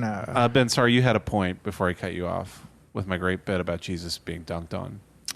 I was just gonna go back to the America thing that Kevin was. I thought it could be a fun little argument. Okay. I think America, and I was saying this earlier before I made that terrible joke I hated. I think like we're not as good as like Norway and all those places where you get like 10 months off for like pregnancy, stuff like that. Everybody gets like 10,000 free dollars like every month. Yeah. We're not that The level. quality of life. Yeah, the quality of life is very high, but I think we're also not, Syria or fucking like Pakistan or some shit. So I think Africa. I think we're like right in the China. China, folks, China, Japan, South South Korea. I'm just saying the things we have done North Korea. to our own citizens and to innocent people around the world is like unforgivable. Like if a country hates us, it makes perfect sense. And that's what I'm saying. And I think every country has done that. I think America's thing is that we've had the power to do all that stuff the most recent. But if you go back to like when Britain controlled the world, the most fucked up shit of all time. When you go back to like when Spain controlled the world, the Spanish Inquisition, the most fucked up shit of all time. Like traditionally, people who have had power have just always done fucked up shit. So I think we're definitely better than, fucking an old guy from Spain in the 1500s going like, cut these hands off. We falsified, information to trick people into thinking they were WMDs, and therefore that started a decade-long war that killed millions of people. That was completely senseless. Millions? I mean, I don't know how many thousands, people were killed. yeah, I really don't thousands. know. Yeah. 500. There's 12 people that died from the falsified information. Well, like when you look at WikiLeaks information, like how many innocent civilians were actually killed is a staggering amount of people that Very were casualties staggering. in the war. Yeah, they talk they about, like- estimated it was like 6,000, and WikiLeaks released that they actually knew it was around 60 or 70,000 people. Right, and that just were like killed. just like It's children fucked up. running along a street. Yeah, I mean, you're playing soccer outside, and your brother just gets blown up, and then we're like, I wonder why these countries fucking hate our guts. Right. Yeah. Or like, look at the way our country treats people that are like actual patriots, like Chelsea Manning or Snowden or anybody like that. The way they spy on us. You look back at MK Ultra. You Yep. look at COINTELPRO. I mean, these people Yeah, have Julian conducted Ass- assassinations. We have forgiven Nazis. We've Julian forgiven Assange- Japanese scientists that have tortured people, done vivisections on live people. I mean, it's horrendous. Listen, we all make mistakes, okay? No, the crazy one to me is that Julian Assange and Snowden are still like Snowden, not as much because I think he looks more liberal. So people are like, "Come on, he's a good guy." But Julian Assange, people are like, "That guy sucks. He's a piece of shit." It's like, he gave like secret government information to the people. Like he was giving you power. Yeah. If you want to look Yep. into something fucked, look into the Panama Papers that came out like a year ago. I didn't even look into it because I didn't give a shit. But it's like, oh yeah, it just revealed that like every rich person in the world has never paid taxes in their life. They're all Yeah. doing like illegal Yeah. offshore accounting that like the U.S. government is helping them facilitate. And then I think it was like maybe there was 4 memes about it, and then it just left Twitter like within a day. Absolutely. Yeah. Well, I mean, I always look at it relatively speaking because Kevin, your retort? no retort. Kevin, you have the floor. There's defend genocide. I'd love to hear it. There's plenty of shit that America's done that's not great. I mean, I think that's a given. The war machine. But I mean, there marches on. I mean, I'm talking out of my fucking ass. Feel free to come at me, but I doubt bad. there's very few countries that we could actually do this actual podcast in. Yeah, so that is why I prefer to live here. Of course. Yeah, it's. I mean, there's a lot of crazy shit going on. I don't want to live under a right theocracy, now. and I don't want to live in China. I don't want to live in these places, right? Where there's like a social score that's kept track every time I buy something on the internet. That's what I think. Is I think we're probably like right. We're probably in the middle, maybe like lower middle, but I don't think we're like anywhere near the worst ones. But a lot of what we claim we have that raises our quality of life is actually fairly fake. Look, what do you mean? I will always love America for one reason: the invention of the cowboy boot. You know what I mean? Have you guys ever put on a new pair of Justins? Oh yeah. You know what I mean? Some new Tony Lamas. Oh. Let me tell you, boy. Yeah. No, you rope a calf. Here's Ben. Try to rope a calf, and then start talking shit on the Stars and Stripes, motherfucker. Yeah, these stars and bars don't bleed, motherfucker, unless they get shot in Afghanistan, motherfucker. You know what's American? The banjo. Horses. Jazz is American. Yeah. Uh-huh. Basketball. Well, that's Canadian. Is it really? Yeah, it was invented by a Canadian. I didn't know that. Yeah. Dr. Joe Namath? Yeah, by Dr. Joe Namath, who won the 1974 Super Bowl with the New York Jets. That invented basketball. The inventor of basketball, Dr. Black Guy. I'm sorry. Jesus Christ. God damn it, Kevin. What's the mark on that one? That's good. No, we got a timestamp for that one. No, that's good. That's good shit. It was Dr. James Naismith. I want to apologize to everybody for Kevin being so racist just then. It wasn't a black guy? No, it was Dr. James Naismith. It was a guy from like... I could be a black guy. What are you saying? Because he's a doctor, he can't be a black guy? Oh, shit. Jace looks bad. Jace, now. what the fuck? Jace, what is wrong with you? Jace, you have egg on your face, dude. Yeah, you really I got do. a lot of egg on my face. Man, grab an English muffin, make a sandwich. That was a great Cracked a big turnaround, egg. but you're still getting canceled for saying black guy. Oh, also the power structures that be allowing massive sex trafficking rings to be conducted throughout the U.S. that are working with child protective services that are kidnapping kids. I honestly think that moves us a little higher up the ranking. It actually really it does. Think of the organizational skill you need to operate massive pedophile rings. Yeah, ours is organized and behind the curtain, and that's polite. Mm-hmm. Ben, Other countries, they're just grabbing kids on the street, just That's raping true. them, chopping their heads off. Real talk, you think that U.S. has more sex trafficking than any other country? I mean, ours can't be documented because it's so secretive. Right. But I don't think a lot of other countries can be documented as well, though. I mean, it's hard to keep like track if you go to like of Somalia everything. or like Japan or any like You those can literally places. you can marry a 13-year-old in most countries. Which ones? Ben pulls up his computer. Spirit Airlines, Yeah. here I come. Computer, engage. One trip to Thailand. Yeah, like Thailand, stuff like that. I think most of the trafficked people, some of them come here, but they all come from other parts of the Well, country here's for what's the most part. interesting is when you talk to certain people, and this came to light, Jace, like during the Epstein stuff, and definitely during like Russiagate Jeffrey type stuff. Epstein? Yeah. Who did I say? Did I say Jeffrey? Yeah, Is it first name basis? Yeah. It's just interesting because people are like, well, Russia's meddling with the election because they're doing bad shit over there, and it's like, well, you can kind of take what we have been doing, and it's very comparative to what they are doing over there. Well, it's yes, not yeah. like it's like, oh yeah, Russia and Mossad, those are the bad guys. We're the good guys. Right. We're not killing anybody. We're not torturing anybody. Well, when it came down to the Epstein stuff, a lot of people who were like Epstein deniers, or they're like, he killed himself, let's just embrace it. It's like, dude, if this story happened in Russia and you just read an article about it, or if this story happened and the main culprit was Trump, it was Trump body count, not Clinton body count, you'd be like, oh, fucking course, I fucking knew he did that shit. Oh, Right. yeah, of course, it's Russia, they did that shit. So that's kind of what I'm saying. Like, people are like, oh, but we have so much freedom in this country. But the reality is for the most part, control reality. Right. And that was a massive example of that was the Jeffrey Epstein case. They control public perception on everything, Well, and there's I think- nothing to be right. done I about think it. the way- So, like, yeah, we can go to any website we want, but I mean, that by the way, that might not be the case in the future with the way things are going too. Yeah, but that's, I mean, comparatively speaking, that's I agree with what you're saying 100%. But you go to Russia, Putin literally will be like, yeah, I just killed a bunch of people. What are you going to do about it? Yeah, Fuck off. Yeah, it's just like out in the open, and ours Yeah. is more secretive.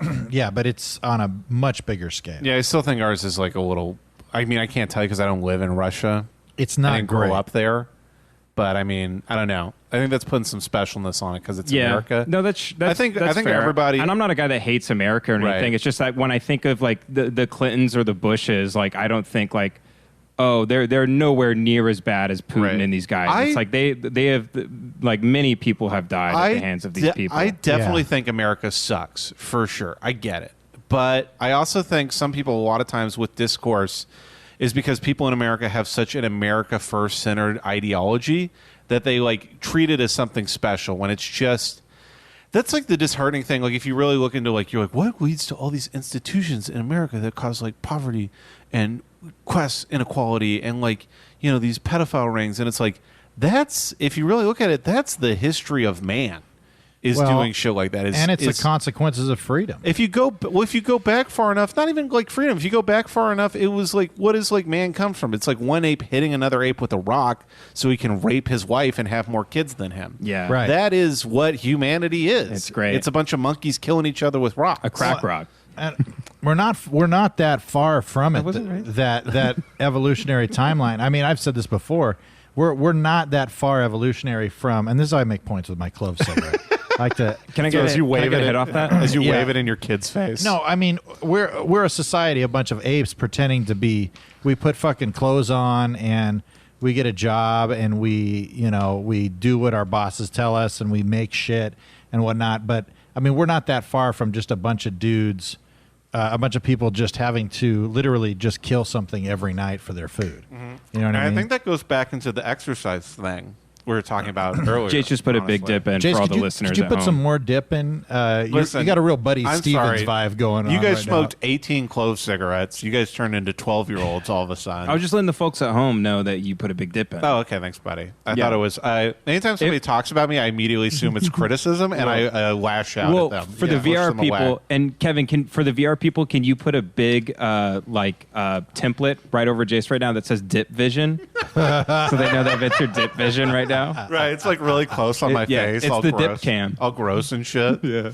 Dip Cam 360 presented by Titleist Golf. He's putting a big fucking big ass dip in. like Last Chance U size dip in your lip. Dude, that's why I love is every PGA Tour player like dips a shit ton. Like they'll just like Boo Weekly back in it. He put like Redman in. Like his fucking he looked like a chipmunk but with dip. Hey man, you got to stay on the razor's edge to be at the peak pinnacle performance. No, what I was gonna say, I think that feeds into the exercise thing.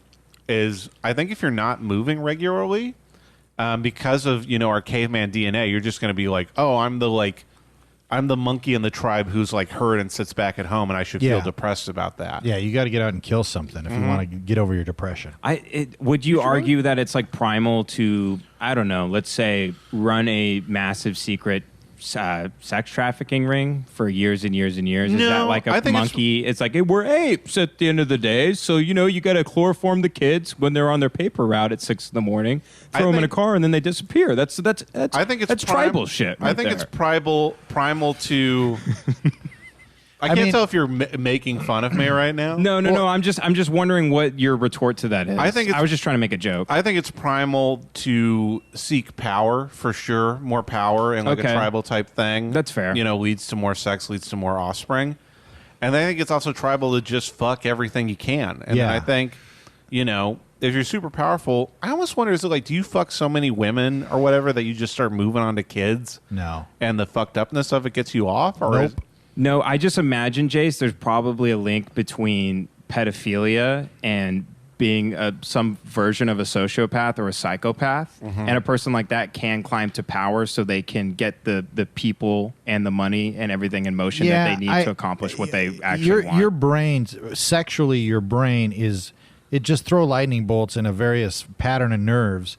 And if you're 8 years old and you're getting fucked in the ass, that's your first experience of sexuality. That's going to be. Let's not rush through this example. You know what? Let's break this down. If you're 8 years old, if you're 8 years old and you're getting fucked in the ass, or that's someone on Dr. Phil. You're blowing some. You know, if you're being forced into a sexual act, this is why people have fetishes a lot of the time. Is because they would get their ass beat and they'd get fucked, or they would be beat, or you'd be tortured, or some crazy shit because your uncle's a fucker, and or whatever the situation is. Your brain doesn't know any better, so you start developing pathways in your mind of this is what sex is. So then, if you never tell anybody, which most people don't, then it just festers in your mind or whatever, and then you're like, man, I can't get off unless I reinstill that context. And I mean, correct me if I'm wrong out there, but there's plenty of documented evidence to show that most people that are pedophiles were molested as children. Yeah, although I think is that a myth, Jace? No, I think I've heard counter stuff where a lot of people are now wondering. I'm not saying this is definite fact or anything. I'm a dumbass, but they're thinking counter stuff where it's those numbers are probably also a little more skewed than people think, because pedophiles know that's such a great excuse to get reduced sentences for their behavior and to gain sympathy for their bad behavior. So a lot of pedophiles are like, oh, ding, ding, ding, I was molested as a kid. Yeah, wasn't that it's the same defense like Jeffrey or Ted Bundy used, is that he the pornography and stuff. No, he was actually, Ted Bundy was such a genius that he wanted to get a group behind him. He knew the only group he could get behind him was the dumb 80s Christians, so he said pornography was the reason he committed all those murders. So and he was Christian now, he was saved. He's literally playing the extreme Christian right. So now now reduced the whole thing to a moral dilemma, and he got to be the victim of the whole pornography crisis, basically. Yeah, yeah, that's brilliant. I mean, what are you gonna do? That's some gangster shit. Yeah, yeah, that's swag, dude. Yeah, I mean, yeah, maybe. I think it just makes a lot of sense. Yeah, I don't know. I don't know why there's a lot of billionaire pedophiles. I don't know. Because sexuality is not something that like the act of sex and whatnot. It does activate during adolescence, like in your mind, to where you're starting to be attracted. I mean, I have 2 kids. They think the other gender is gross. They're like, I'm like, do you like girls, buddy? Or you know, who you into? You know, what gets you off? You know, I always ask my kids that. You're like, come look at this video real quick. No, and they're not into it. They're like, Dad, stop! Like, it's gross. You know, and I mean, so the fact that you would be like looking back on like a kid and wanting to fuck them, something's wrong with your brain. You know what I mean? There's something wrong with your brain. Well, yeah, especially adolescence is such like a traumatic time where there's so much shit that can just get gunked up in the wires when it comes to sex. Imagine this, Kevin. What if people are fucking... Oh, yeah, hand me that clove. What if people are molesting children because they are so bored with life? It's almost like the 8-year-old kid... Hold on, hear me out. Okay. It's almost like the 8-year-old kid that's like torturing a cat or like pulling the legs off of a frog.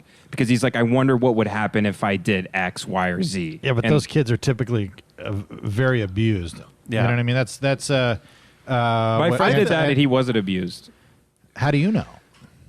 I mean, I wasn't there. What, Dad? No, my friend. Oh, not my dad. Yeah. Jesus, Dad didn't do that, did he? Did he pull the legs off of I know cats he and put shit? he put a firecracker in a bullfrog's mouth one time. That is well, yeah, that's a good bit. Yeah, that's a good I don't bit. think That's just boys being boys. He just wanted it to look like he was smoking a cigar, and then he put a little top hat on it and made it sing the "Hello, my baby, hello, my darling." Look, I mean, we've all been adolescent boys. We've all torn cats in half, you know. You know, so you know, it's just boys being boys. I'm saying, Kevin, what if often, like, I mean, here's the reality. The reality is we know very little about the human brain. Carl Jung told us this when he died, is that he knows 0.1% about how the human mind works, and he studied it his entire life, and he's one of the smartest guys ever, right? So what if I told you? What if I told you? I'm Neil Morpheus deGrasse now. Tyson. Yeah. No, I'm Morpheus okay, now. You're Morpheus. What if I told you? Make your point. My point is that we just don't know how people become who they are And that's just basically it. It's not like these people were molested or these people were abused, and that explains. It just seems like a too clear-cut way to explain people's behavior. Well, yeah, I mean, there's gray areas and all that shit. I mean, there's plenty of evidence. I mean, there's evidence for guys who have brain tumors that are attracted to children. They'll have tumors, and then they're attracted to kids. They have the tumor removed, no longer attracted. That was to a real kids. case. Yeah, actually, Real it was case. like a 40-year-old man. He started getting attracted to kids, started watching child pornography, didn't know what was wrong with him. And then he gets arrested for it. He's in jail, and they find a tumor. He got arrested for it. That's not the case study I remember. He went to jail, and then Hillary Clinton killed him in a cell. The case study I remember was a guy who was like, he was just being straight up, and he's like, "Look, I don't know what's going on. I am sexually attracted to children." Maybe it was the same one. I thought he went to jail, and they found it because I know they tried to use it for a legal argument. I think this was on a radio ad. They tried to use it for a legal argument. They cut the tumor out. He wasn't attracted to kids anymore. And then he knew the tumor was regrowing because a year later he started to get attracted to kids again. Sure enough, they cut him open. Yeah. The tumor had grown back. They cut it out. So they tried to use that in court as an argument for, like, this man was acting out of his own will. He had something, like Charles Whitman, like a tumor making him act this way. And the tower shooter, same shit, right? Yeah, Charles Whitman, he had a tumor growing on the I think, a medulla oblongata, the part of your brain that controls aggression. Thank you to the Waterboy. to Waterboy for educating us all on the medulla oblongata. That's how stupid I am, but want to sound smart as I'm referencing stuff from the Waterboy. I'm like, if you look at alligators, the medulla oblongata. No, but like the judge's argument was basically, he's like, well, you should still know right from wrong, and you knew what you were doing was wrong because you lived so much of your life as not a person who was attracted. I agree to with kids. that 100%. Yeah, there's Ben. Stop. I'm not in the way of the fan like you guys, so I get hotter. Yeah, I don't know. I think probably the biggest reason there's so many billionaire pedophile type things is I think just like you were saying earlier, Ben, people who gain power like that, who are addicted to, like, if they have $1 billion, it's like, it's not enough. I need $2 billion.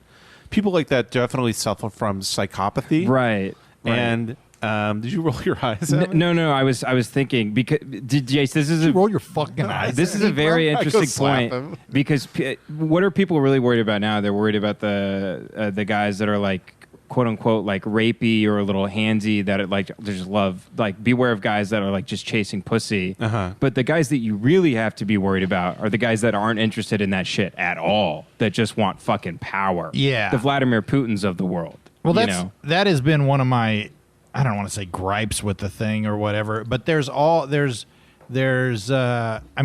shit on Facebook and when dudes getting called out because they're problematic because they Instagram message somebody something inappropriate or whatever. And there's still real fucking rapists out there. There's guys hiding in bushes and parks and shit. Like, that shit still exists. Hiding in bushes? Well, yeah. Well, there's a lot of bush hiders. My biggest thing is, like, they're like, Louis gets to perform at Magooby still. And I'm like, we're running out of water. We are going to That's another thing. Out of water in 15 years. I know it's fucked up to, like, do things like that to him, but there's some big issues we need to talk about right now. Yeah. We're running out of water, and we're going to be in Mad Max time in like 50 years. Yeah, but well, dude, I was doing a character set for a while where I was John Teeter, who's from the future, and I was like, everybody's very nice to each other. There's no social issues. Everybody's equal. We don't have any food. That's one of the issues that we're running into in the future. There is total equality. However, we have to eat the young to survive. Yeah. Kevin, do you believe that John Teeter guy was really from the future?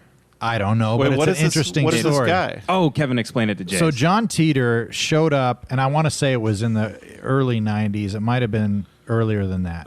It might have been in the 80s. Just gets off a boxcar somewhere. No, we don't know. So he shows up on a forum. And this was back in the day when the internet was essentially used to transfer information from university to university. Right, yeah. Or like extreme nerds, like had a couple of forums in each year, like Grateful Dead forums and stuff. And this guy who claimed his name to be John Teeter showed up. Okay, there we go. It was 2001, so I was way off. It's a time travel from the year 2036.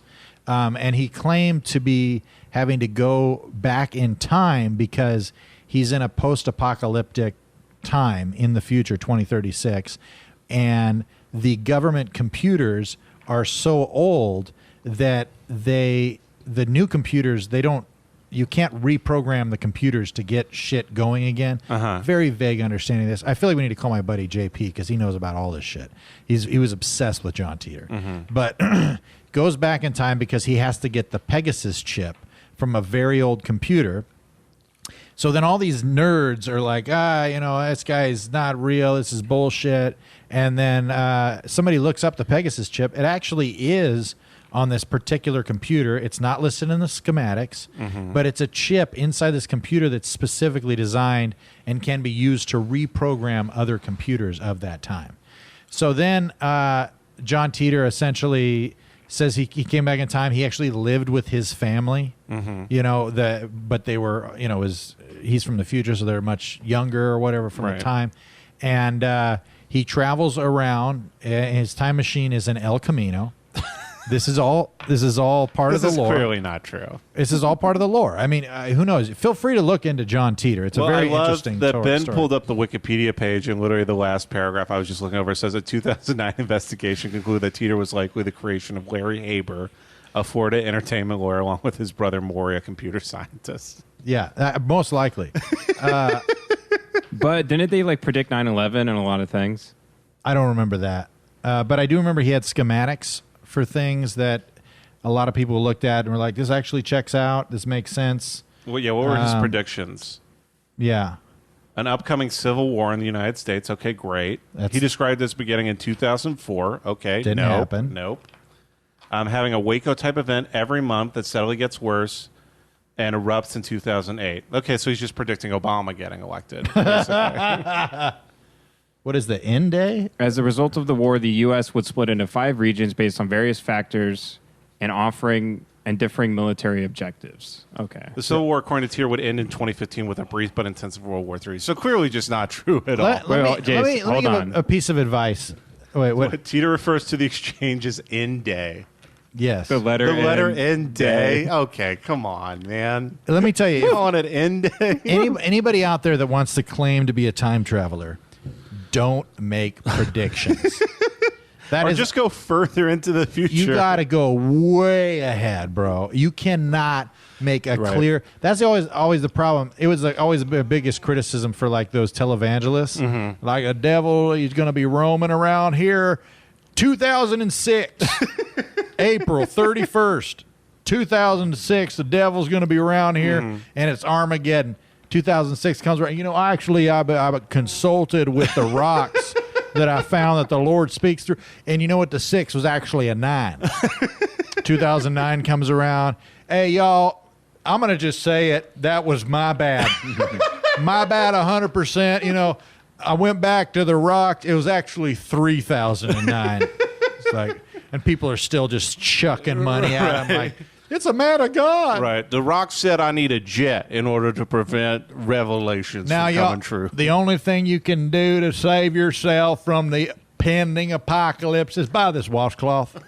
Okay, I have blessed each one of these washcloths, and you put it on your forehead, you're going to be a millionaire in about 4 minutes. Those people should really... you can have love for everybody in the world and think everybody's special. Those people should be taken in the street and beat to death in front of everyone. I agree. I was talking to my friend Luke. Is sometimes you will see people now who they violate the social standards that you attain so much that almost in a tribal way. We were talking about that Seth Simons guy who reported on the 2 tattletales on the Shane Gillis guy on SNL. Yeah. And we were like, he should be taken by the comedy community and we should rub him in shit so the children see the shame. Almost like a caveman. Why, Jay? It's because he doesn't like racism? Only like a caveman who stole too much steak out of the cave when he wasn't hunting, and we have to shame him in front of the tribe now. His punishment will be to write 7 more horrible bird puns.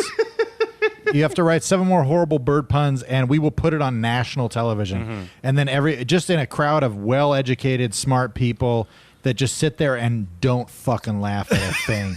You do a 10-minute set of your most garbage material. You're just bullshit bird puns, and then just people staring at you blankly and be like, well, you got anything to say now? Any opinions you want to express about comedy? You obviously know nothing about it. Fucking idiot. That was a bit. I never really get that mad. It was bit anger. You used to have to express your opinions and beliefs through your art, and now I mean, people are fairly. It's not laziness. It's a lot of people think they are an artist, right? And they're not creating anything. So then they just go to Twitter to express all their beliefs. That's what and opinions. my good friend Alyssa. I was talking to her. We literally had like a long hour long. It was a really good talk about this like 2 nights ago. Gosh, that sounds like a fucking nightmare. It was a fun time talking about this for an hour. She made a great point where she goes, so you have the comedy people on the left who are just ranting about social issues. Yes. And, evil white men. And then you have the people on the right side of it who are like, Legion of Skanks people being like, you should be able to say any word you want. Like, I should be able to yell the N-word at a dog in the street. And, neither of them are right. And also the thing is, nobody's creating anything. All they're doing is dissecting things that there's like 5 people in the Reactionary. world. There's 5 people in the world actually creating something, and then the rest of humanity is just criticizing those 5 things that are being made. Yeah. And that's like all comedic expression now, is just talking about comedy. Dude, I wish at some point, we all, one of us gets famous enough to where anybody fucking cares. And then, like, we're just on NBC News with just like a very well respected, news anchor playing the Tracy Chapman song that we. You sang. got a fried rice. Yeah, you got the fried rice. I got the eggs to make the egg rolls. Yeah. It was funny when that whole story was going down. I was just thinking back to like 85 moments through the podcast. Yeah. Like, well, the thing that's funny too is like. Specifically about Asian people too. Like you're like, yeah, we might be a bit in trouble. I don't know what to do here. Look, well, they're doing fine. All right, the Asians are doing great. Have you accepted your fate? What is that? Like in this whole thing? What? Like, I mean, you can't just help but be funny the way that you're funny. What are you, John Teeter? I think that's the thing is you can't help being the way you're funny, and you're not like I think we've all embraced. We're not going to get anything from the industry. Nobody doing our comedy looks like us. Like you said at that comedy festival the other day, you had a great set in front of a Comedy Central executive. Yeah, he blows right by it to just like talk to like I don't want it. Yeah, I mean, it's more of the same. Right. It's more of the same stuff, but it really just does point to the fact that you got to go get your own shit. Yeah, you got to go get your own. You got to do a podcast where you're like semi-racist on it and attract literally 99% of the country which likes comedy this. Yeah, like the actual real fans who will pay to come see comedy. Well, and one of the things that I really enjoy about our podcast, and the thing that we're getting a lot of positive feedback, is the fact that we're being honest, we're being real, and I think the thing that is such a fucking betrayal to comedy is the pretendness of it. Yeah. Is the fact that, I mean, me and Ben were just talking about a comic that's very well respected, that the first time that Ben met them, they said the N-word. And then since then have in a funny way, not in a hateful way. No. It was Hannah Gatsby. It was Hannah Gatsby. I will not say the N-word ever again. But there's... Pull your fucking pants up. Her apology. You don't understand, in Australia it's a different word. It means a crocodile. It's different. But I mean, there's the disingenuine way that a lot of comics are living right now is so, it's a turnoff. Right. It's a huge turnoff because the same comic that may say, that says the N-word, and I don't condone it. We don't say it on this podcast. We're very intentional about certain things, and that's one of them. And what do you do? My eyes are getting wide. Like, no, we're somebody stop me. We try to be intentional with not being, trying to be offensive to people. We're just doing bits. If we were trying to be offensive, I think that would be very lame. It would be fucking ridiculous. Like I'm never like you bring up sometimes like why you do this. I'm like I'm not trying to be offensive. It's just like what's funny to me is like if someone interprets something I do as like me just trying to be shocking, then it just was I just failed to be funny. Right. Like it was just a bad like joke my goal was to, that's the thing. Is like the whole thing with the Shane Gillis thing is I'm sorry if we're talking about comedy, but it was like a really big thing to me this week was everybody getting on to Shane like the second he gets SNL, but it's like I know the bit they're doing on that podcast is not very funny. It's a very lame moment pulled from a podcast, but it's like they spent thousands of hours on that thing trying to be funny. Yes. Trying to be funny, trying to create content so they can get fans, so they can do this for a living. Yeah. And sometimes you fail. You're not funny. And then if you just pull that and like just show it, no context, no anything, right? Don't compare it to anything else you've done in your life. It's like, yeah, it looks bad. Well, people are incredibly complicated. And I've said this since the beginning. You know, it's my big ironic, oh, he's so funny because he's ironic bit where I just go, if there's anything I've learned is that everybody's exactly the same based on their race, gender, and sexual orientation. You tell me those three things, I'll tell you everything about that person. I know them 100%. It's just not fucking true. It's not true. And you can't wrap somebody up for based on one thing that they said on a fucking podcast. Off a 2-minute clip. Yeah. Of a 2-minute clip, you know their whole life story. Yeah, you don't know shit about the person. I could take 2 minutes out of anybody's life and make them look like Hitler. So you're saying that Hitler was probably a good guy? You know what? Who knows? Maybe Hitler ate pussy like a fucking champ. There could have been some redeeming qualities about Hitler. It doesn't excuse what he did. And that's the most Legion of Skanks thing you've ever said. No, I'm serious though. That like it's just so frustrating because you'll say something like, "Man, you know, like Tim made a." I mean, there's thousands of tweets out there, kind of coming to his defense that are essentially saying like, you know, look, we need to be able to try. We need to be able to say what we want to say. And not everybody can get so fucking offended about everything that's being said. Right. Well, you're taking morality and you're making it a black and white issue, which it is clearly not. You're making it like I put something on Instagram the other day about it. Like you're making it just like the Christianity I grew up in, where it's like these are the 85 things you have to be. If you have a different opinion from it, you're wrong, and that's what life is. Isn't it funny how like you never got to leave the church? Never got to leave the church. Still in it. I'm still in it. 100%. I'm still surrounded by people who are like, he didn't act in a Christian way. And he didn't act in a woke way. And that's why I'm not paying attention to that shit as much. I didn't look much into the Shane Gillis thing. I was just like totally removed from it. Like it's just like watching a battle take place, and you're just standing on top of the hill watching. Red fight blue. Right. There's no meaning to any of it. Right. I could give a shit and it's who an wins army, or what happens. It's an army of like every single person in the army has Down syndrome, and they're fighting each other. And the crown they're fighting for is to be on a show that is bad. So I do not care. Right. I do not care. What these people are fighting for, this is really what they're fighting for, is $5,000 a week. Yeah. Yes. That's what they are fighting for. Right. Which is such a small amount of money when you consider how much money some of these billionaires are making. You know what I mean? How much... But Ben, you're right. That's the part of the reason I think a lot of people got as mad as Shane as they did is because nobody knew about him. He was in Philly for 10 years and then moved to New York and got everything immediately. Yeah. And I think a lot of people were mad at him like, why not me? Why not I on SNL? And I think that's why people were really upset, honestly. Yeah. I mean, bitterness seems to control... the foundation of most ideologies seems to be powered by bitterness and resentment when you really break it down. Well, that's the thing. I mean, that like I'm saying, you know, with him saying one thing and then people going, he's a bad person, he's a racist automatically. You know what I mean?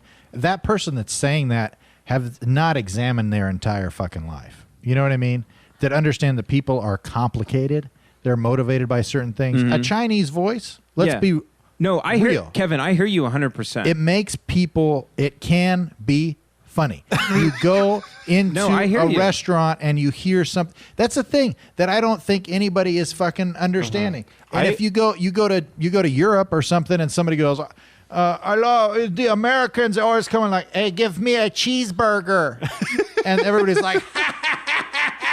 Good shit, we're dumb as fuck. And it's just like, oh, what you think that the Chinese are so fucking weak emotionally that they can't understand that could possibly be humorous? Kevin, I will say, like, by commenting on it in this way, I feel like I lose. I lose by taking part in it whatsoever. Yeah, because you're right. These are two groups of retards throwing shit at each other. Down syndrome. Oh, yeah, sorry, we're not going to say retard anymore. It's just I do not care to have an opinion on these people that are... I haven't seen anyone change their mind in a very long time. We've talked about this on the podcast. Yeah. These people are set in their ways, and this is just... And by the way, they're really not set in their ways. In 5 years, they will be like Republicans. Oh, I yeah, promise 100%. you. 100%. The same way the hippies switched and put on suits and started working everybody, for like everybody you go on Twitter, every like famous comedian who's tweeting like anti, like pro PC type stuff, it's like... You've done blackface in a sketch. Yes. I know specifically the sketch you did blackface in. Yeah. 5 years ago. Right. And now you're they're like water. You pour them into any container, they take the shape of it. You look at political groups, like a political group did not trust the CIA or the government whatsoever, and now they love the CIA and the FBI because they're going after Trump. The Democrats love the FBI now, which is like you stand the FBI. They just switch, insane. and that kind of just proves, and that is that really isn't a fair thing to just sort of say surface level, because there's a lot that goes into it, but it basically points toward like this. It's not about being right and wrong. It's about winning. Right. Well, that's what it's all about. I have a great it's about example making of fucking this. money. Yeah, I have a great example of this. Mitt Romney, I remember specifically, because I was kind of a Mitt Romney fan. He was corny, but I did like him as much as I can like a Republican candidate. He, in 2012, one of his big campaign points was like, we need to worry about Russia. They're coming for us. Yeah. And the entire Democratic Party was like, is this guy stuck in fucking 1981, this dumbass? Yeah. And now you look at the Democratic Party, that's all they talk about is Russia collusion. That's all they talk about is Putin interfering with the election. So you start to understand that these groups are very fluid. They change with the times, and that there's no moral backbone. They are water. That's so. If you pour them into a vase shaped like a swastika, they would take the shape of a swastika. Yep. As long as they could get on SNL. 100%. Yeah. I mean, these people would literally like shoot their own mother in the back of the head to get on Conan. Right. They would literally. If the SNL audition was you had to shoot up a church, a Jewish synagogue, they'd be like, all right, let me see. How many bullets do I need? 18? Okay, Well, they'd go. Let me go on Twitter and see what's socially acceptable. Right. Oh, leg shots. That's cool. Okay, cool. I'll do that. Yeah. This actually makes me think about something that I've thought about a lot. Do you guys think? Now, you guys went to church. You were Church of Christ, right? Yeah. Do you? Amen. Do you The think Church of that Christ. there were people in leadership that knew that this is all bullshit and they kept doing it? Yes. Yeah. You do. I think there was a lot of people from being around a lot of adults. Like, I was always a kid that hung out with a lot of adults, like just interacted with them. Big loser. Big fucking nerd. That was a joke. Thanks for not laughing. Now I look like an asshole. Sorry, I was looking at the dryer to. Oh no, I get it. I was going to make sure it wasn't going to go off. I thought you were going to see if what Alex is saying today. No, but I feel like I got the feeling from a lot of Callback, baby. It's like an hour ago. I got an Emperor's New Clothes feeling from a lot of people where it's like they're like, man, He's wearing FUBU. Yeah, he's I'm wearing sorry. FUBU. I'm yeah, sorry. Go on. The Emperor's New Swag, if you will, ladies and gentlemen. This is when I pull a gun out and kill myself again. They Just had a kill Ben, please. Emperor's New Clothes type thing where I feel like a lot of people are like, oh man, this feels like fucking bullshit, but I don't want to be the one guy who says it and gets ostracized. So I think it's a lot of people just going along with the groove. Yeah. You know, See, especially when I started hanging out with, like, I got a job from one person at the church at a warehouse that he owned. And once I started hanging out with him on his own and got to like actually see what he's like, I'm like, oh, fucking everybody's kind of normal. Yes. Because I only knew this guy from like youth group being like, you know, me and Melissa, you know, we just try to praise God every day and be pure. And then, you know, I'm working with him at his warehouse like 5 months. He's like, man, I'm horny as fuck. And I'm like, yeah, it's just a real fucking guy. It's a real person. Yeah, and I will tell you, as somebody who was in church leadership, there were plenty of moments. Because when I was in, I was fucking in. Right. It was not, there was never a part, I mean, there was always a part of me that would like kind of question it. But maybe I'm fucking delusional, but there was never a part of me that thought, oh, my lead pastor knows that this is bullshit and he's just doing it to get rich. All the people that I was in leadership that I knew of, I felt like genuinely believed it, and they felt like people were actually going to go to hell, and they had to do everything that they could to get people to not go to hell. Now, I could be way off, but there was a lot of like, what do you call that? Posturing. There's a lot of posturing going on to where people are like, well, we don't talk like that around here. You know, we want to make sure, you know, we're all, you know, anything unwholesome word come out of your mouth, you know. We don't do bits about the mask, all right? We don't talk about Steve Harvey like that. Now, his suit was big. I will admit he has a large suit, but that, you know, we don't want to. But there would be times, because I ran what was called Friday Night Man Nights for over 10 years in my backyard, and there would be dudes, pastors, people in church leadership, big time guys speaking on the stage in front of thousands of people, and we'd be in the backyard, and it'd be like, hey, your wife just had a baby. Like, yeah, you tasted titty milk yet? Did you taste it? And I'm going, come on, man. Like, hey, you got to drink it from the faucet, brother. You got it. And I'm going like, is this okay? And then another guy's going, man, I just love that we can fucking drink here, man. It's great that nobody's judging us, you know. And all this stuff being 100% real people. And then, sometimes it would get emotional. People would break down, talk about real shit, and it would get real. And that was the kind of stuff that I would just sop up. I would love that shit. And because so much of like the whole church thing is pretending that you got it all together. Right. And I don't know. I really hope nobody. I know there's people out there like that are just straight up fucking evil. And they're like, yeah, put the tithe box. Jesus said we haven't had $100 bill in the tithe box in about 6 weeks, and Jesus told me personally he's pissed. And don't put any of them Harriet Tubman 20s in there. I don't want to see one. We found a Sacagawea coin. I had to throw the whole box out. That was $800 we had to throw in the garbage. We prayed over a native touched that sacred Jefferson face.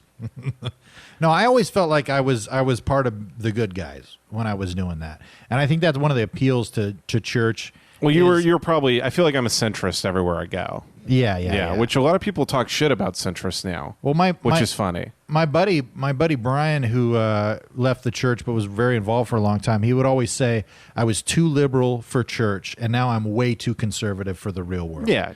And I was kind of like, oh, really? And now I feel like that. Well, where the hell do I fit in all this thing? It's fucked. Hey, Ben, show some of that V a little bit more. You know what I mean? Pull it down. Yeah, Ben, what are we at time-wise? I feel like we've gone pretty long.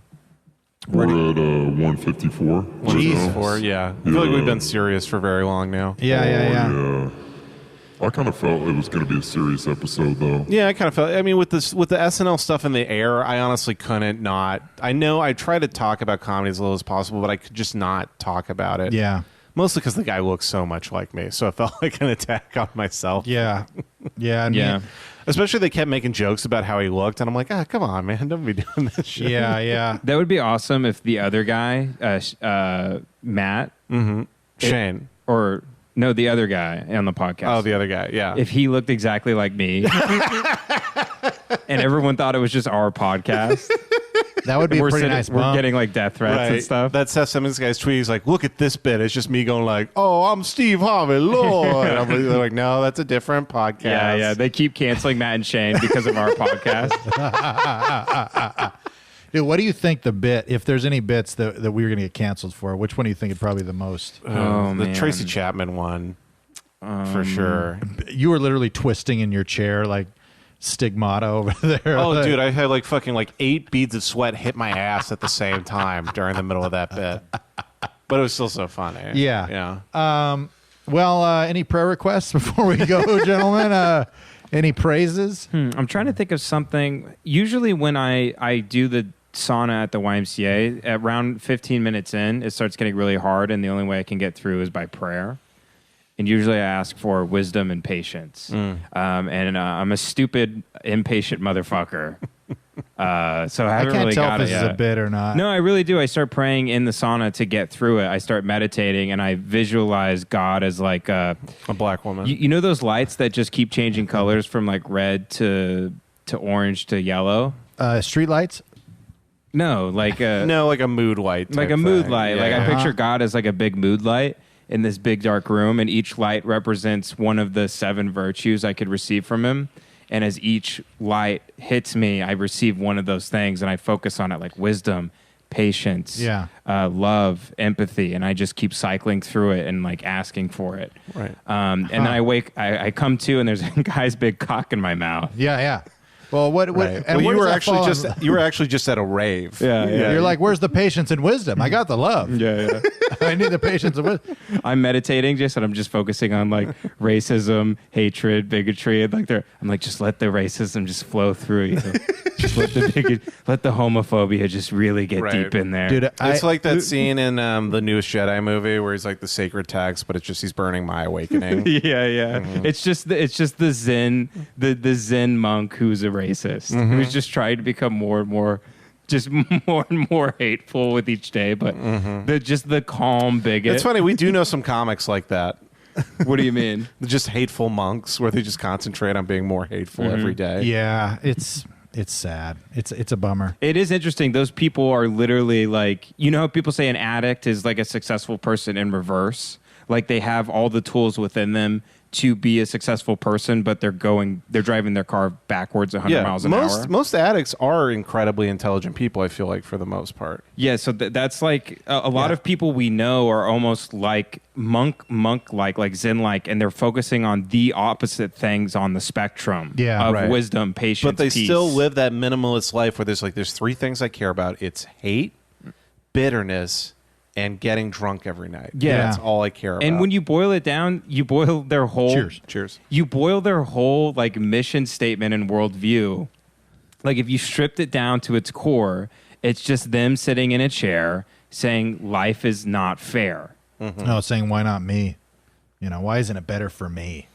Yeah. Well, they don't even want that really because they fucking hate themselves. Yeah, but those people, if they had all that shit that they were bitter about that other people are getting and whatnot, they'd still find a way to be pissed off. Well, those people we're talking about specifically, I think it's also a problem with perfectionism where if, I struggle with perfectionism and I feel like if you can't get over that perfectionism idea that you have to hit, like you have to be the perfect person, you have to be uber successful. Yeah. You have to be rich, handsome, thin, attractive, a good boyfriend, a good lover, a good brother.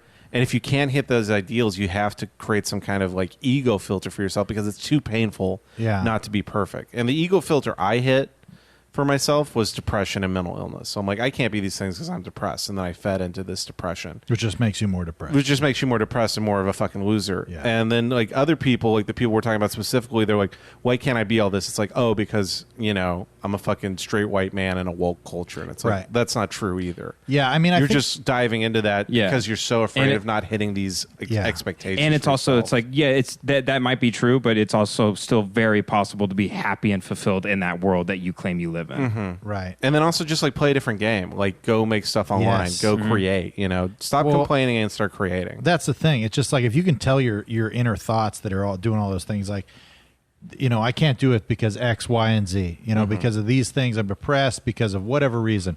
If you can tell that voice to be like, shut the fuck up and get to work. If you could just do your shit, you'll be fine. Right. Which you is can have an inner Joe Rogan inside of you. Yeah. Yeah. Well, like I told that story of the guy who wanted to be a yoga instructor, but he's got back problems. It's like, it's going to be 10 times harder for you to become a yoga instructor because you have back problems. If you really want it, just work 10 times as hard, and you'll get it. I'm starting to buy into the whole idea, guys, and I know we're wrapping up the podcast here, and this is kind of a bigger idea. I really am starting to think you just manifest your entire reality. Absolutely. I think you create the world you live in.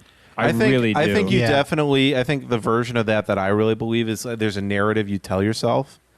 And I think that narrative you tell yourself creates your actual life because of the actions that you choose. Well, like if I tell myself I'm a depressed person who can't do anything, guess what? I'm a depressed person who can't do anything. If I tell myself enough times that it's like I get to work, I work hard, I'm a person who works hard and makes things. Right.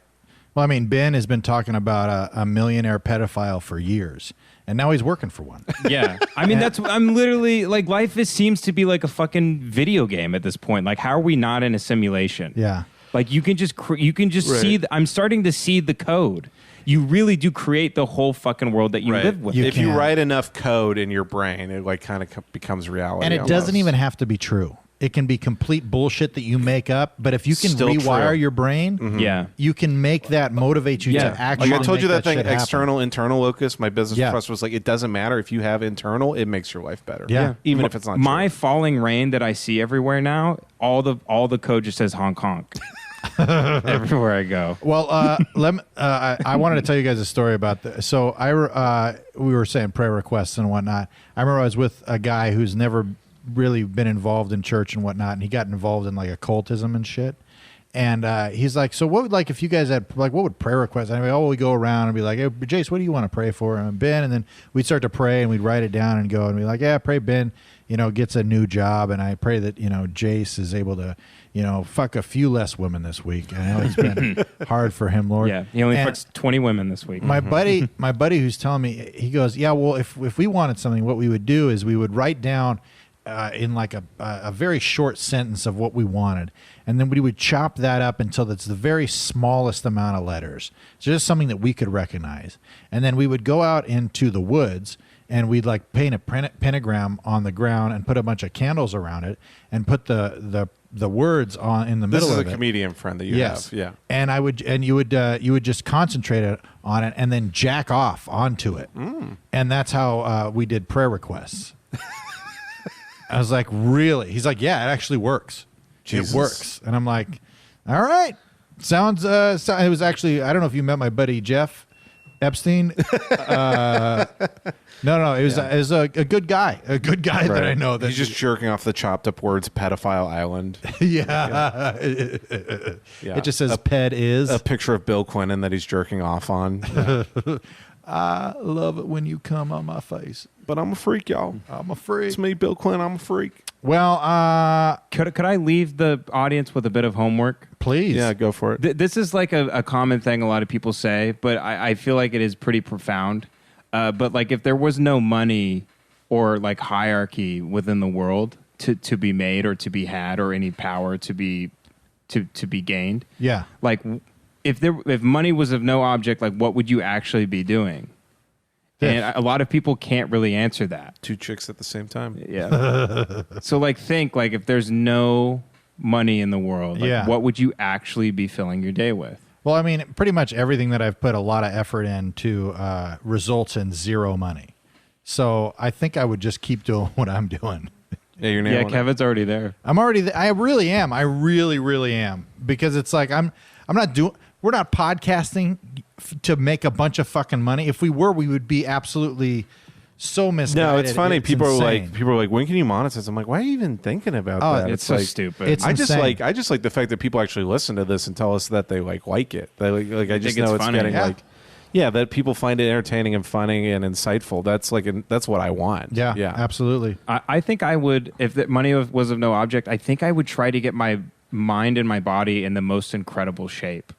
Like to be just completely zen-like and like a fully functional, well-oiled machine. Yeah. Of like everything that goes in my body is for the like greater good. Yeah. Yeah, you want to be like the Terminator. You want to be like a robot. Yeah, basically. I told my therapist that when I first walked in. She's like, what do you want to be? And I'm like, I want to be the Terminator. I literally want to do everything my high-functioning brain wants to do at every moment. And Yeah. she's like, well, that's probably part of the reason you're coming in right now. And Yeah, I was yeah. like, well, that's a good point. Yeah. I want to be perfect. Yeah, exactly. Jace, Okay. what would you be doing if money was of no object? If I wanted, money was no object, I think I'd do the similar thing. Like I would probably. You still work in sales. Yeah, I'd still work in sales. Yeah. And selling to Armenians specifically. Yeah. No, I'd probably do the similar thing. I think I would. That is hilarious, Chase. Like the world completely falls out, and you're still like going to work at like a fake company that doesn't really exist, just trying to sell people shit. Right. It's been hard to sell alarms with all the nuclear fallout, but we'll get it done. Right. Yeah, I'm selling to like a Hills Have Eyes person. I'm Yeah, like, yeah. here's this system Yeah. is going to protect you and your 18-fingered baby. It's like, look, incremental growth doesn't give shit about the nuclear holocaust. We have a 10% growth year over year, no matter what. No, I would probably be doing kind of a similar thing. I would probably try to get my body and mind really right. I would love to be able to get back into running at some point.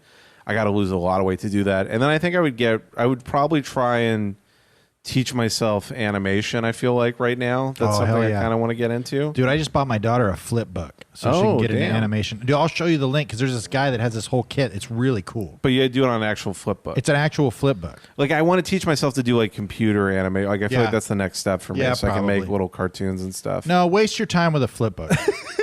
That's what I really think. But you have to I honestly like the drawing has brought me so much joy as of recently, and like anytime I'm feeling bad or anything, I just start drawing, and it's just Yeah, like, I don't know. I'm proud of you, buddy, for drawing so much. do. Absolutely. Thank you. I think I've done 50 drawings in 2.5 months. So It's amazing. my Instagram's like more than doubled in followers, and I just want to try and get to the point where it's like, keeps get like I just get a market and like just making stuff, and people like fucking like right now I have like I think 500 people who have followed me who like really fucking love my shit, and that makes me really happy. Yeah, I really hell like yeah. that. Yeah. It's I think there's an element of legacy with that for me, like the fact that we will be dead very shortly. Sure. Whether it's running out of water or natural causes or marijuana or whatever. First reform, bitch. Yeah, but at the end of our life, there will be a body of work. Mm-hmm. You know what I mean? And whether it's us doing the fried rice bit, or your drawings or any of this stuff. There is a part of me that is like, if somebody wants to get to know me, I've given them a lot of opportunities. Right. And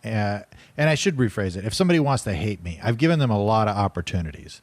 To just hate my guts, and that's why I put this podcast every week. Yeah, I don't really think of like the legacy and stuff like that. I think of more like did I follow my bliss, and was I a joyful person, right? And was I kind to other people?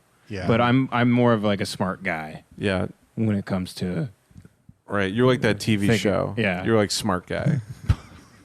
What if it's that show Smart Guy, but he's just a 12-year-old kid who wants to kill himself because he knows too much about life? Yeah. He's just desperately depressed and hangs himself in the first episode. He's Mitchell Heisman.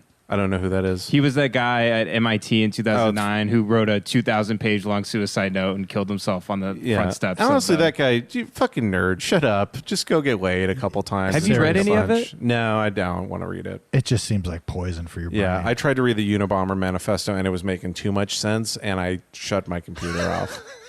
Dude, the first 3 pages, I'm like, is he inside my head right now? Oh, man. He predicted the Hillary 2016 election, all this Twitter, people becoming addicted to their phones, all this stuff. Anyway, hey, if anybody sees Jason a Ryder truck, call the cops. So we're well over the 2-hour mark right now. I'm assuming. We should probably wrap it up now. I want to strongly encourage you guys, send us an email to brainjailpod@gmail.com. We got one this last week that honestly made me feel like $1 million. Yeah, shout out to Lincoln Woods. Yeah, we love Lincoln. Yeah, going through some stuff. Our ridiculousness helped. And somebody him sent out. us a drawing too. Yeah, somebody sent us some fan art. Yeah, I forget your name. Sorry, but that was very nice. Thank you. Very, very nice. But Lincoln, there's not enough goodness and kindness in the world, and to receive an email like that from Lincoln meant the fucking world to me. It really did. It really did. I sat there. I was reading it. My wife was, talking to me about not doing the dishes or some bullshit.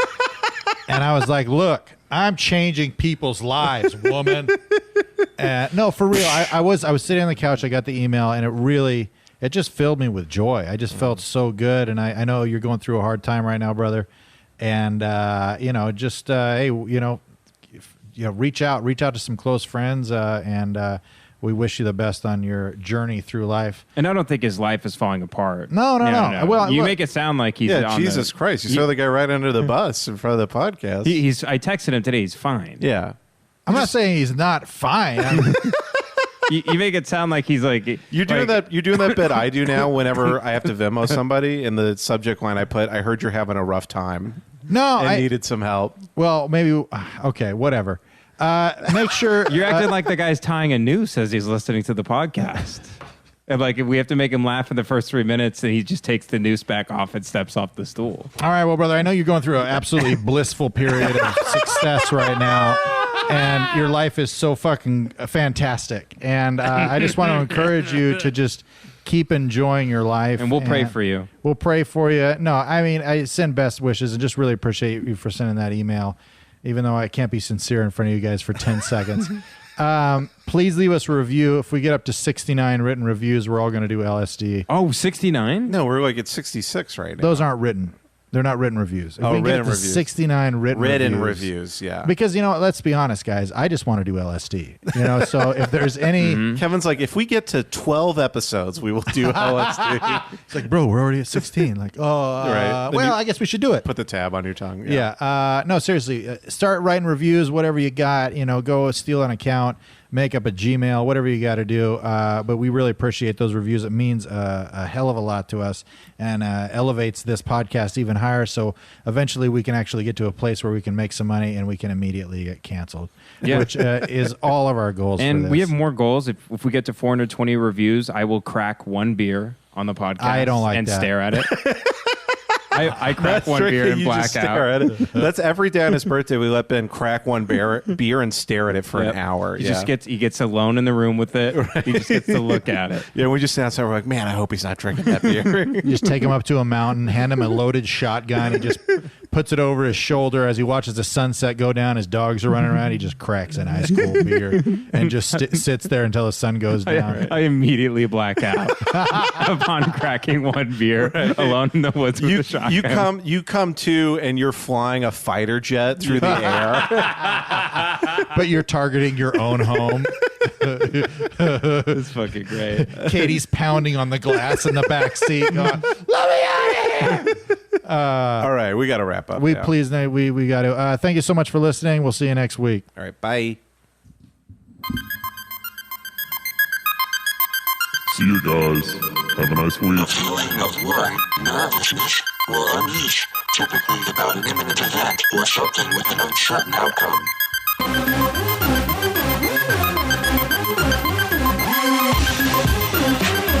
Shit, if this gonna be that kind of party, I'm gonna stick my dick in the mashed potato.